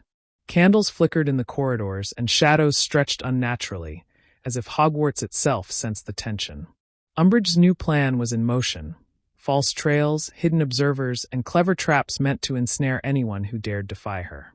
In the room of requirement, Harry and Hermione convened the DA. Every face reflected both determination and anxiety. "They'll be looking for patterns," Hermione said, pacing. "We can't rely on old routes or routines. Every time we move, it must be unpredictable." Harry pointed to a series of maps Hermione had drawn, marking secret passages and potential danger zones. "We'll set decoys, and some of us will act as bait. But we can't afford mistakes. If Umbridge thinks she can corner us, we'll show her who's smarter." Ron listened quietly, absorbing every word, aware that every decision now could either restore his place or confirm his betrayal. He volunteered to patrol the outer halls, guiding the younger members through hidden corridors. Every step he took was cautious, deliberate, proving that his loyalty was genuine. Hours later, the trap began to unfold. Umbridge's squad had been drawn into the decoy zones, chasing illusions, while hidden charms set by Hermione redirected anyone approaching the DA's real meeting place. The castle seemed alive, shifting to the DA's advantage as students slipped through shadows and secret passages. From his position near a hidden doorway, Ron watched Malfoy's frustration mount. The inquisitorial squad stumbled into illusions, missing every turn. He felt a quiet satisfaction, not in seeing them fail, but in seeing his friends remain safe. For the first time, he realized that helping Harry and Hermione wasn't weakness. It was choice. Inside the room of requirement, Harry and Hermione led the students in a series of defensive drills, testing reactions under stress. Ginny and Neville moved confidently, blocking imaginary strikes and protecting one another, while Luna demonstrated unconventional but effective spells that left the others in awe. Hermione's eyes flicked to Ron, who shadowed her carefully. She nodded once, a silent acknowledgement that he had proven himself, this time not as a betrayer, but as a defender. Outside, Umbridge clenched her hands, her fury growing. Every false lead had been neutralized, every observer deceived. She could feel the DA slipping from her grasp, mocking her with every undetected step. "This isn't over," she muttered, lips tight. "Not by a long shot." We'll corner them soon enough. The night ended with the DA safe and undetected, their confidence bolstered. Yet the war within Hogwarts was far from finished. Ron had begun the slow climb back into trust, but the shadows of his earlier choices lingered. And in the corridors and towers, Umbridge's schemes were only growing sharper, more insidious, preparing the stage for the battles yet to come. The following morning, Hogwarts seemed deceptively calm. The sun broke through the clouds, glinting off the towers, but inside the castle, tension simmered beneath the surface. Harry and Hermione gathered the DA in the room of requirement, their eyes scanning the group with focus and concern. "Last night was a success," Harry said quietly. "But Umbridge will not stop. She's adapting faster than we are, and the next attack will be direct." Hermione nodded. "We've bought ourselves time, but we can't rely on luck anymore. We have to anticipate her moves, be ready for everything." Ron stood nearby, his gaze steady. He had spent the night mapping hidden corridors and practicing diversion spells. The DA members still watched him cautiously, aware of his past, but they couldn't ignore the commitment he showed now. Every move was deliberate, every effort to protect them genuine. Just as Hermione finished outlining a new defensive formation, a sudden commotion echoed from the hallway outside. The floor vibrated with hurried footsteps and the unmistakable clatter of wand handles being drawn. "Positions!" Hermione shouted, her voice slicing through the murmurs of the group. The DA scrambled into hiding spots, wands at the ready. Shadows shifted as the inquisitorial squad, led by Malfoy and Pansy, stormed down the corridor, expecting to catch the students by surprise. But the room of requirement, anticipating threats through Hermione's charms, reshaped itself subtly. Walls moved, false corridors appeared, and magical sound distortions misled the intruders. Ron leapt into action. He dashed down a concealed passage, intercepting Crabbe and Goyle, using a combination of stun spells and blocking maneuvers to buy time for the younger members. The DA members, following the signals Hermione had laid out, navigated the shifting room with precision, keeping out of reach of the frustrated squad. From her hidden vantage point, Hermione guided the students with whispered instructions and wand signals. "Through here, Neville. Ginny, cover the left flank. Ron, hold them back." Harry confronted Malfoy directly, exchanging spells with controlled ferocity. The duel was precise, testing skill and strategy rather than brute force. Every misstep Malfoy made pushed him further into the illusions set by the room, and every moment Harry held him off ensured the DA's safe escape. By the end of the encounter, the squad was disoriented, splintered, and unable to locate a single DA member. Ron stood beside Harry and Hermione, breathing hard but steady. For the first time, his actions had earned a silent acknowledgement from the others, not just trust but respect. He had faced the consequences of his past and actively chosen to protect those he had once betrayed. Hermione allowed herself a small, satisfied smile. "It's a start," she said. "But we need to stay ready. This victory doesn't mean the war is over." Outside, Umbridge's fury boiled over when she received reports of the failed raid. Her plan had been meticulous, yet the DA had escaped unscathed. "They will pay," she hissed, pacing her office. "We will find a way to break them, and the Weasley boy will prove his loyalty, one way or another." And within the halls of Hogwarts, the DA regrouped, invigorated by their successful defense, aware that the storm of challenges was far from over. But for now, united and stronger than before, they had held their ground. The following days passed in a tense rhythm, the castle a labyrinth of vigilance and whispered warnings. Harry and Hermione pushed the DA harder than ever, knowing Umbridge would not relent. Every corridor was mapped, every hidden passage tested, every spell drilled to perfection. Ron moved among them with increasing confidence, shadowing members on patrols, offering assistance and stepping forward during practice duels. Still, glances lingered on him, hesitant, wary, a silent reminder of his past betrayal. He could feel the DA watching his every move, and it weighed on him like chains. Hermione, ever observant, noted both the progress and the tension. "Ron," she said one evening as they pored over defensive strategies, "you're doing well. But trust isn't given. It's earned every day. Actions speak louder than words." Ron nodded, swallowing the lump in his throat. "I know. I'll keep proving it. I want to be part of this, not just lurking on the edges. But as the DA prepared for another evening of drills, Umbridge's plan took a darker turn. Frustrated by repeated failures, she devised a personal trap aimed squarely at Harry and Hermione. Instead of a broad sweep, she would exploit what she believed were their predictable routines, luring them into a confrontation designed to test their loyalty, courage, and skill. That night, Ron patrolled a hidden corridor when he noticed subtle anomalies. Books stacked unnaturally, footprints in the dust that shouldn't be there. His instincts, honed by past mistakes, screamed at him. He realized immediately that Umbridge had laid a precise trap, likely designed to isolate Harry and Hermione. He sprinted through the castle, seeking them out. "Harry! Hermione!" he called softly, breath ragged. In the room of requirement, the two leaders were already cautious. "What is it?" Harry asked, sensing Ron's urgency. Ron skidded to a halt. "It's Umbridge. She set something up for you, directly. I saw the signs. You don't have much time." Hermione's eyes narrowed. "Good. Then we can turn it against her. Ron, you'll help us set a countertrap. This is your chance to prove where your loyalty lies." Ron swallowed hard. "I will. Whatever it takes."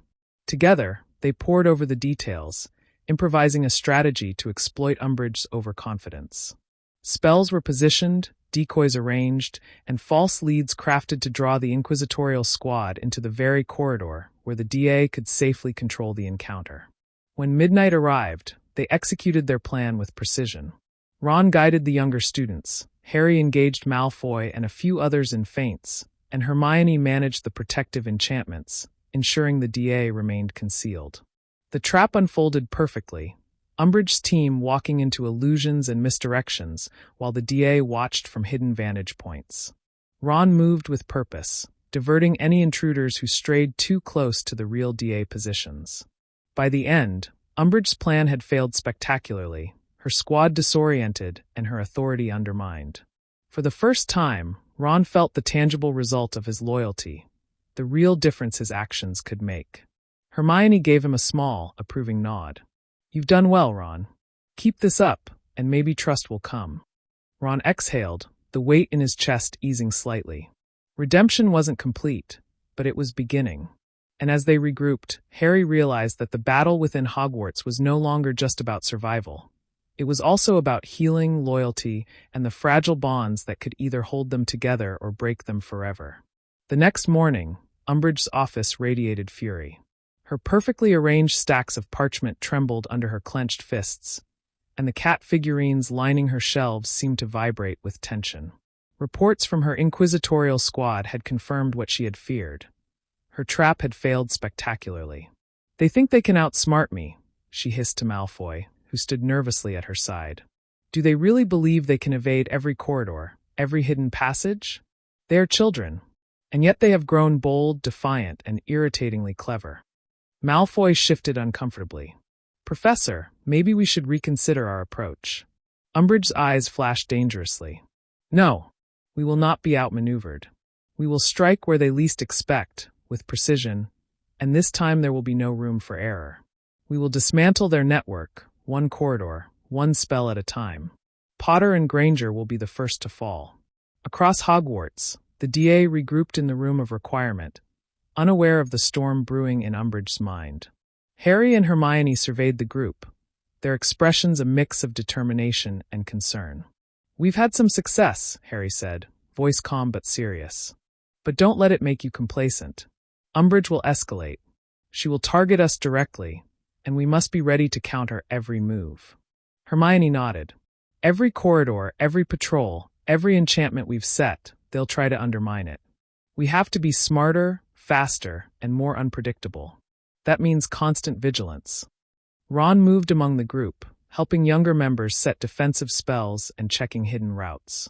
The DA's cautious eyes still watched him, but they could no longer deny his commitment. Every action, every deliberate choice, reinforced the fact that he had chosen a side. Hermione caught his eye briefly and gave a small nod, an unspoken acknowledgement of his efforts. "Keep this up," she whispered. "Actions speak louder than words." As the night fell, Hogwarts seemed to hold its breath. Shadows stretched across corridors, and the wind rattled windows like a warning drumbeat. Umbridge's new plans would be executed soon, and every spell, every move, every choice would be tested. But the DA was no longer merely reacting. They were adapting, learning, and preparing to take initiative. Ron's redemption was underway, and Harry and Hermione's leadership had strengthened beyond measure. The coming days would test loyalty, courage, and cunning like never before, and every member of the DA would have to rise to the challenge. In the quiet corners of the castle, alliances were solidifying, plans were taking shape, and the war within Hogwarts escalated, promising that the next confrontation would be decisive. The corridors of Hogwarts were unusually silent that night, each step of the inquisitorial squad echoing ominously against the stone walls. Umbridge's plan had been meticulously crafted. Every hidden passage was mapped, every potential escape route accounted for, and every enchantment countered with charms of her own design. Ron moved silently ahead, guiding Malfoy and the others through the castle. His heart pounded in his chest, torn between fear of Umbridge's wrath and the knowledge of what they were about to attempt. He had promised himself, and Harry and Hermione, that he would not betray them again. But the task ahead was tense. One wrong step could ruin everything. Inside the room of requirement, the DA waited, tense but alert. Hermione's eyes scanned every corner, every shadow, every sound. "They're coming," she whispered. "Be ready for anything." Harry nodded, wand raised, muscles coiled like springs. The students had practiced extensively for this moment. Distractions, illusions, defensive spells, and escape routes, all synchronized to anticipate every possible move from Umbridge's forces. Suddenly, footsteps grew louder, followed by Malfoy's sneering voice. "Let's see how clever you really are, Potter." Ron's stomach twisted, but he kept silent, signaling when necessary to mislead the squad away from the real location. Every subtle shift in weight, every whisper of movement, was calculated to guide the intruders into false corridors and decoy rooms. Hermione directed the younger members with precision. "Left flank. Neville, cover Ginny. Ron, make sure no one slips through the back." Ron moved with determination, protecting the group as if his life depended on it, which, in a sense, it did. The words traitor and loyal waged war within him, and with every successful diversion, he chose loyalty. The DA worked in perfect unison, their preparation and teamwork making the inquisitorial squad appear clumsy and frustrated. Malfoy's fury grew as every passage led to dead ends, every sound a trick, every shadow a deception. Finally, Harry and Hermione struck, using precision spells to immobilize key members of the squad while ensuring that no DA member was exposed. The encounter was over within moments, leaving the intruders disoriented and humiliated. As silence settled over the corridors, Hermione turned to Ron. "You did well tonight. You followed through, and you protected everyone. That counts." Ron exhaled, relief mingling with exhaustion. "I meant it," he said quietly. "I won't let you down again."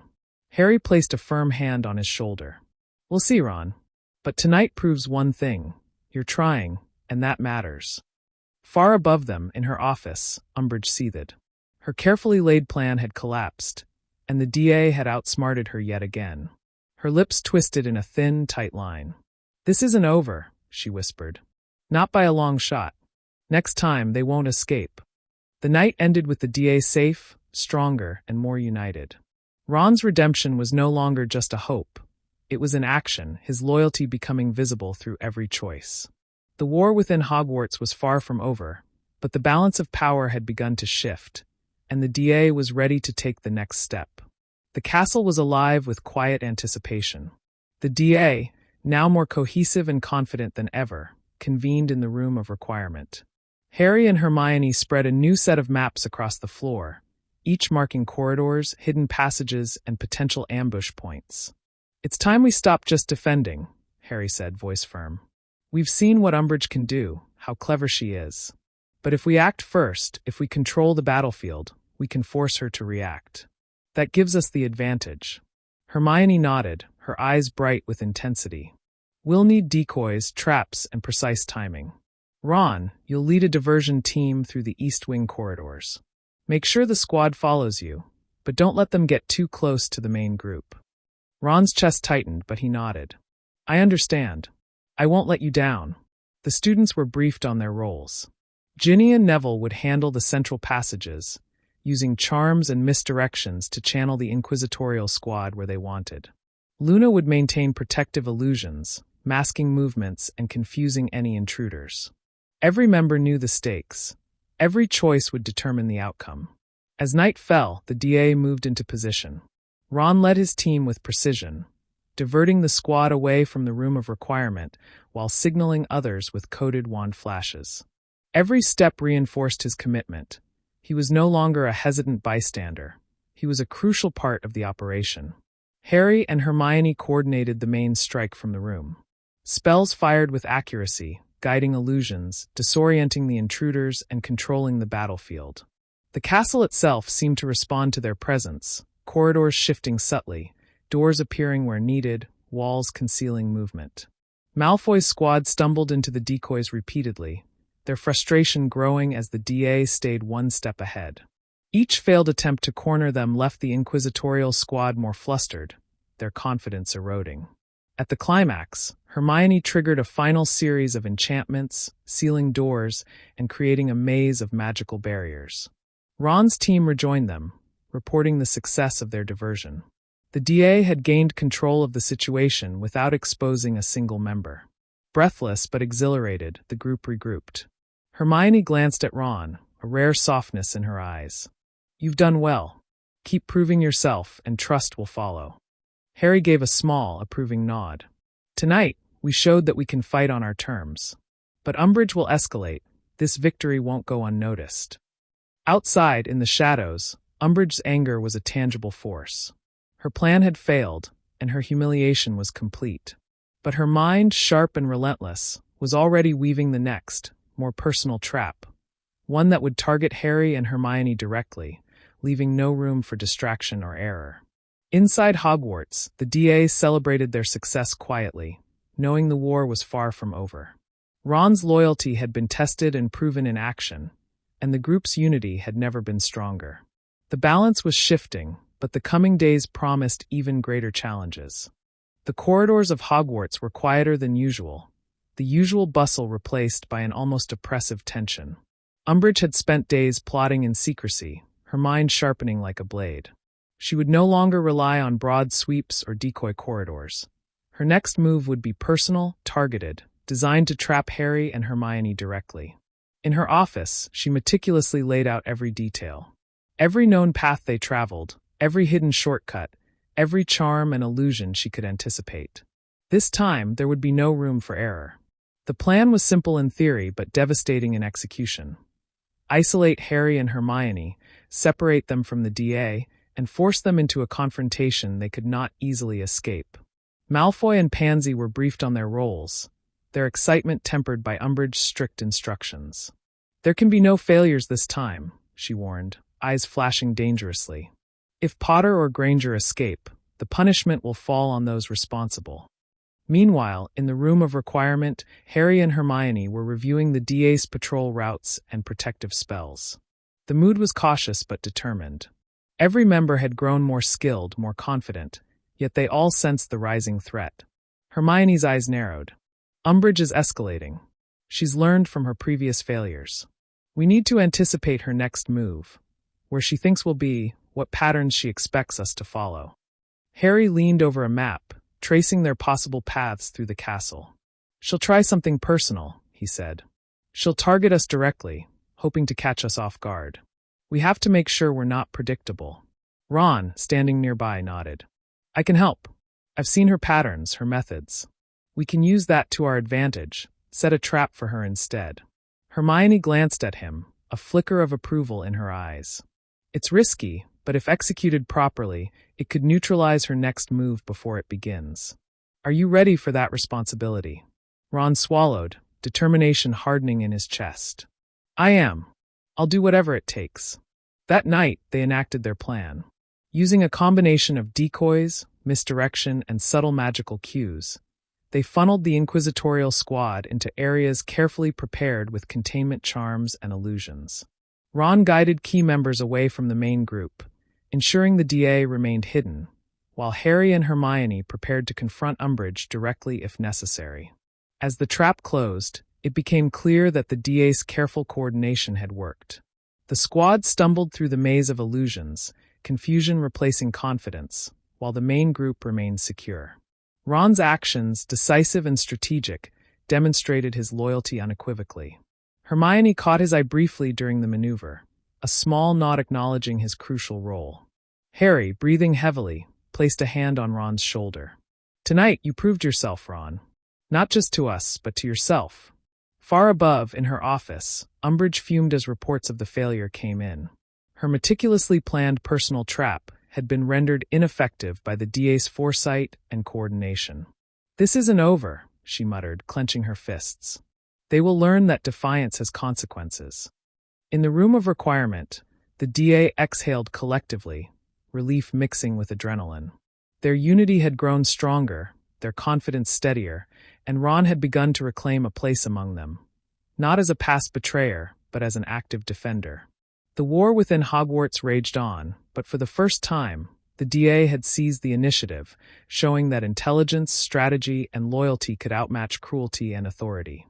The castle lay in uneasy quiet the following morning. Word of the failed trap had reached Umbridge's ears, and her fury was palpable. She no longer hid behind regulations or false smiles. She was consumed with the need to assert control, to punish the DA for their defiance and prove that no one could outwit her. Malfoy and a small contingent of the inquisitorial squad were summoned for a meeting. "We strike tonight," Umbridge said, her voice low and venomous. "No tricks, no illusions.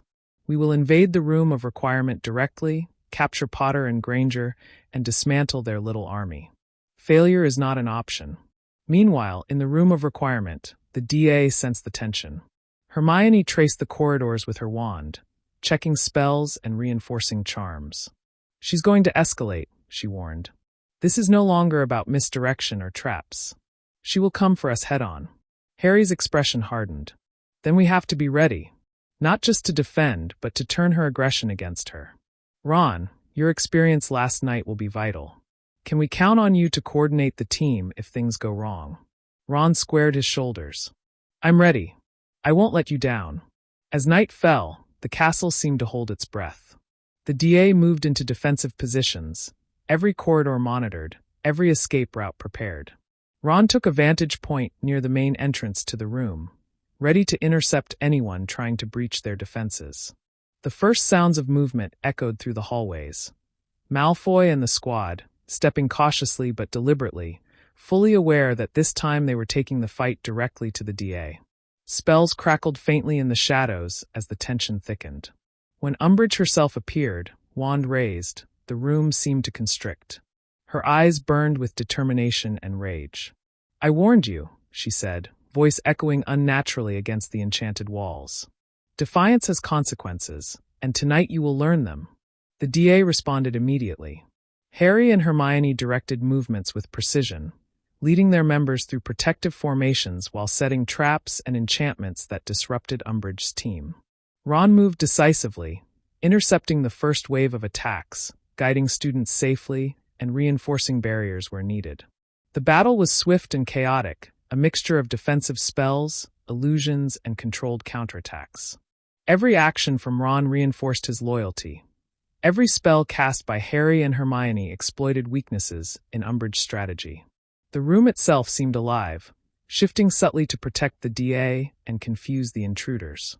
By the end of the encounter, the inquisitorial squad was disoriented and beaten back, Umbridge herself forced to retreat, her fury contained but far from extinguished. The DA had survived a direct assault, not by luck, but through strategy, coordination, and unshakable loyalty. Hermione allowed herself a small, satisfied smile as she looked around at the group. "We did it. Together." Ron, breathing heavily, met their eyes. I finally understand what matters. I'll keep proving it." Harry nodded, placing a firm hand on his shoulder. "Tonight, we showed her what happens when loyalty and courage stand together. This isn't the end, but we've gained ground. And you've earned your place with us, Ron." Far above in her office, Umbridge seethed, her plans thwarted yet again. The battle was lost, but the war within Hogwarts was far from over. The following days at Hogwarts were tense but electric with purpose. The DA had survived Umbridge's direct assault, and their confidence had grown. They no longer moved only in reaction. Harry and Hermione were planning an offensive, anticipating Umbridge's next attempt before it could take shape. In the room of requirement, maps were spread across tables, enchanted candles illuminating corridors and hidden passages. Hermione traced potential ambush points with her wand, marking where Umbridge's forces might regroup. "She'll strike again," she warned. "But this time we'll be ready before she even knows what we're doing." Ron hovered nearby, now fully integrated into the leadership efforts. His insights from past failures proved invaluable, predicting likely routes and timing of the inquisitorial squad. "If we set decoys here, she'll think we're trapped, but the real team can move safely through the West Wing," he suggested, pointing at a shaded corridor on the map. Harry nodded. "Exactly. We'll split into 2 groups. One for direct engagement, the other as a mobile strike force. Ron, you'll lead the mobile team." Ron's chest tightened, but he squared his shoulders. "Understood. I won't fail you." As night fell, the castle seemed to anticipate the coming battle. The DA moved with precision, each member taking their position, every movement coordinated through subtle wand signals and prearranged cues. Hermione's charms masked their presence, and illusions obscured their true locations. Umbridge, confident after her previous attempts, moved with calculated determination through the hallways, her squad at her side. But the DA's preemptive strategy disrupted every expectation. Decoy movements drew Malfoy and key squad members into false corridors, while the mobile team, under Ron's command, intercepted any squad attempting to flank the main group. Harry and Hermione coordinated from the central position, leading the engagement with controlled duels, guiding the intruders into illusions and containment spells. Every counterattack was precise, calculated to conserve energy while maximizing confusion and control. Ron's leadership shone in the chaos. He moved swiftly to shield weaker members, intercept spells aimed at the main group, and redirect squad members into traps they hadn't anticipated. The DA's cohesion and trust in him had strengthened to the point where his decisions were followed instinctively. By the end of the encounter, the inquisitorial squad was scattered, exhausted, and thoroughly disoriented. Umbridge's carefully laid plans had been turned against her. The DA had not only defended successfully, they had acted first, seizing control of the battlefield. Hermione turned to Ron, a rare and approving smile crossing her face. "You've done more than prove yourself. You led today, and it made all the difference." Harry clapped Ron on the shoulder. "We couldn't have done this without you. Tonight shows that loyalty isn't just a word, it's action, and you've earned your place with us." Outside, Umbridge seethed in her office. Her underestimation of the DA's coordination and intelligence had been costly. Her eyes narrowed as she considered her next move. The battle was lost, but she was far from defeated. She would escalate, targeting specific members individually, seeking to undermine confidence and exploit vulnerabilities. Inside Hogwarts, the DA regrouped, invigorated and unified, their trust in each other, and in Ron, solidified. For the first time, they weren't just defending against Umbridge's tyranny. They were taking the fight to her, proving that courage and strategy could overcome even the most relentless oppression. The castle seemed unusually tense in the days following the DA's successful preemptive strike. Rumors of Umbridge's fury spread quietly among students, whispered warnings traveling through corridors. Harry, Hermione, and Ron convened the DA in the room of requirement, the air thick with anticipation.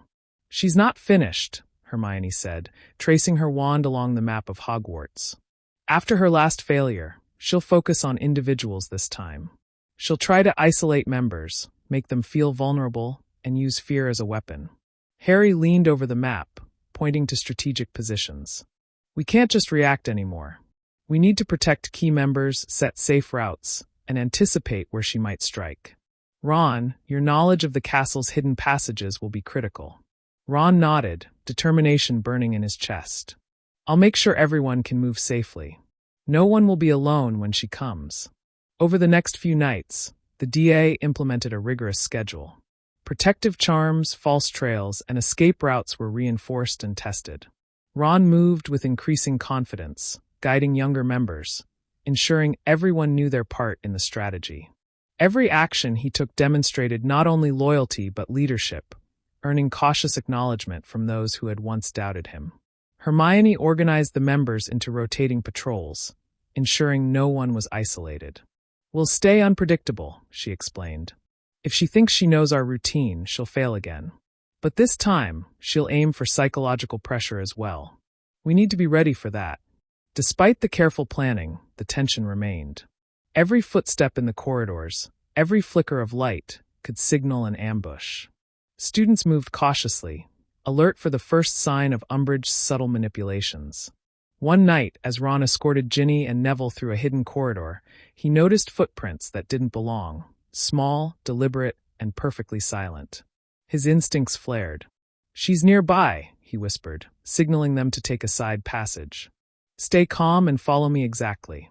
The trio slipped through the shadows, avoiding a carefully placed trap that would have separated them from the rest of the DA. When they regrouped, Hermione's approving glance confirmed that Ron's quick thinking had averted disaster. Meanwhile, Umbridge monitored Hogwarts from her office, her frustration mounting. Each failed attempt at isolating the DA members fed her obsession. She began cataloging potential weaknesses, targeting individuals she deemed most vulnerable, planning psychological manipulations designed to instill fear and uncertainty. But inside the room of requirement, the DA remained vigilant. Their unity, strengthened through repeated trials, made them resilient. Ron's loyalty and leadership had become an anchor, a reminder that trust, once earned, could withstand even the most insidious plots. As dawn broke over Hogwarts, it was clear that the coming days would test courage, strategy, and determination more than ever. Umbridge's personal scheme was poised to strike, but the DA was no longer merely reacting.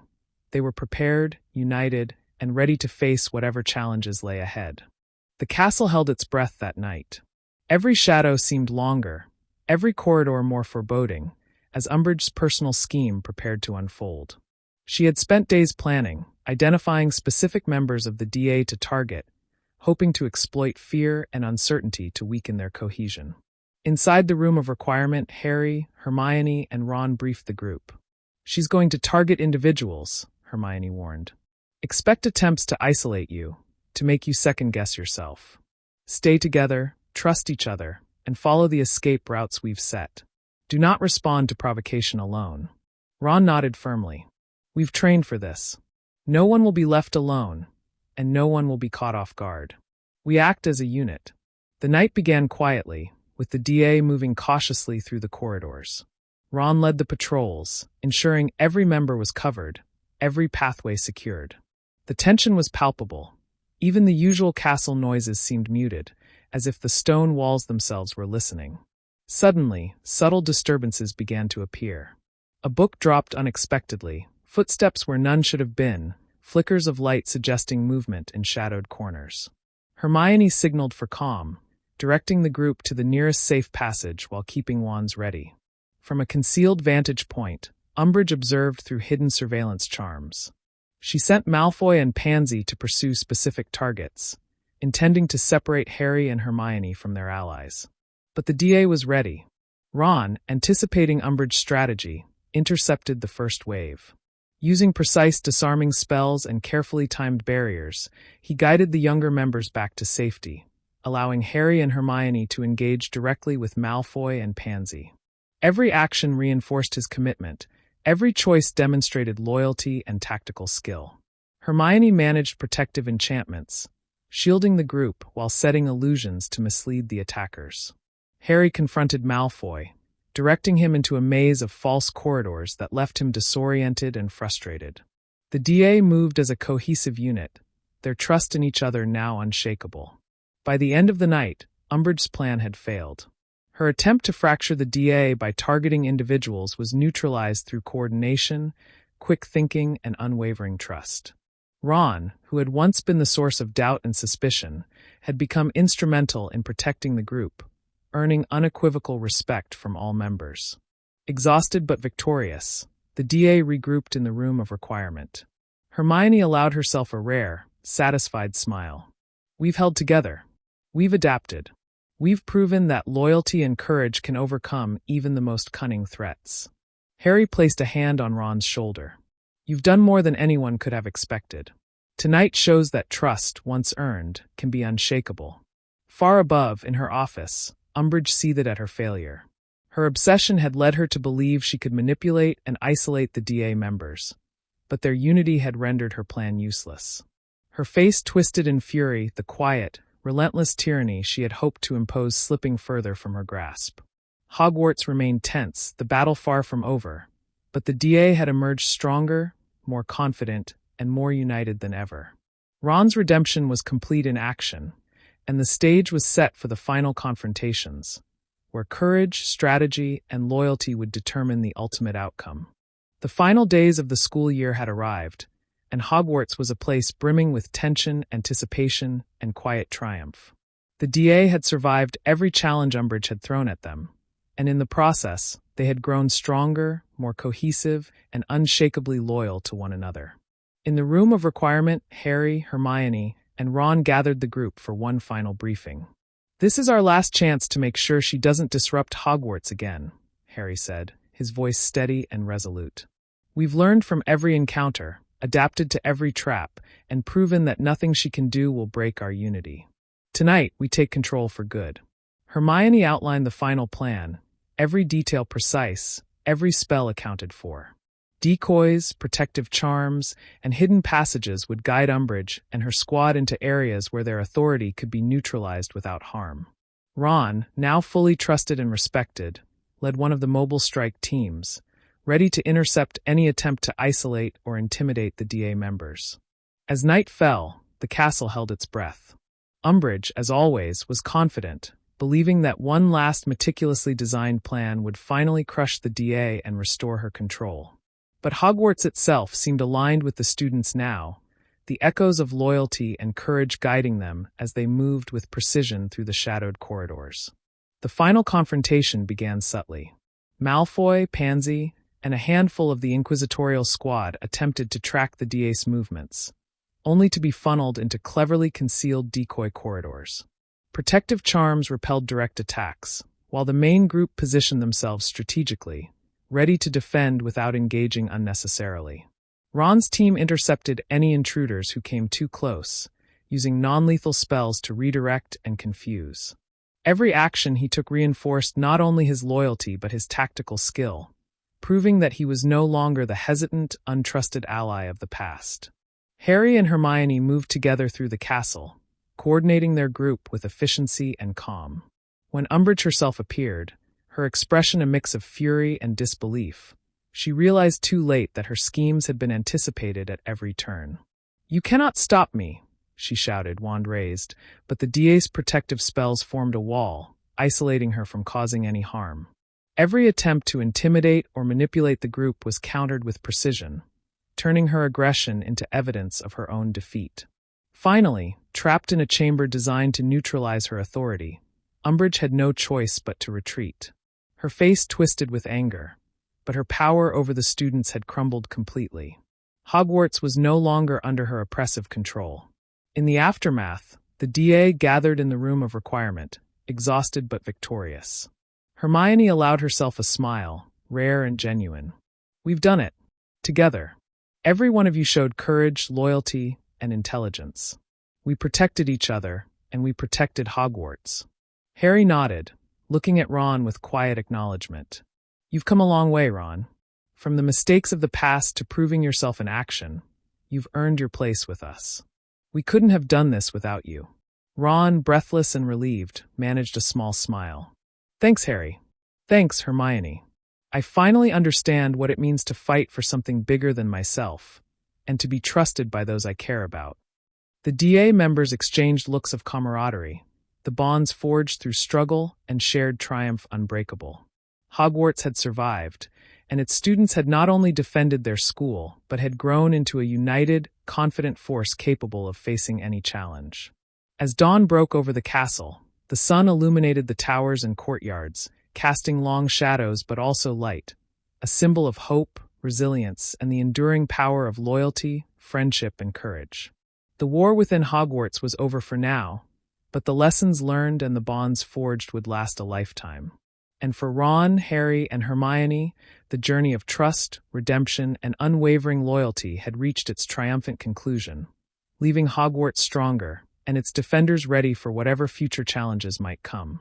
The story ended not with chaos or defeat, but with unity, courage, and the knowledge that together, nothing was impossible.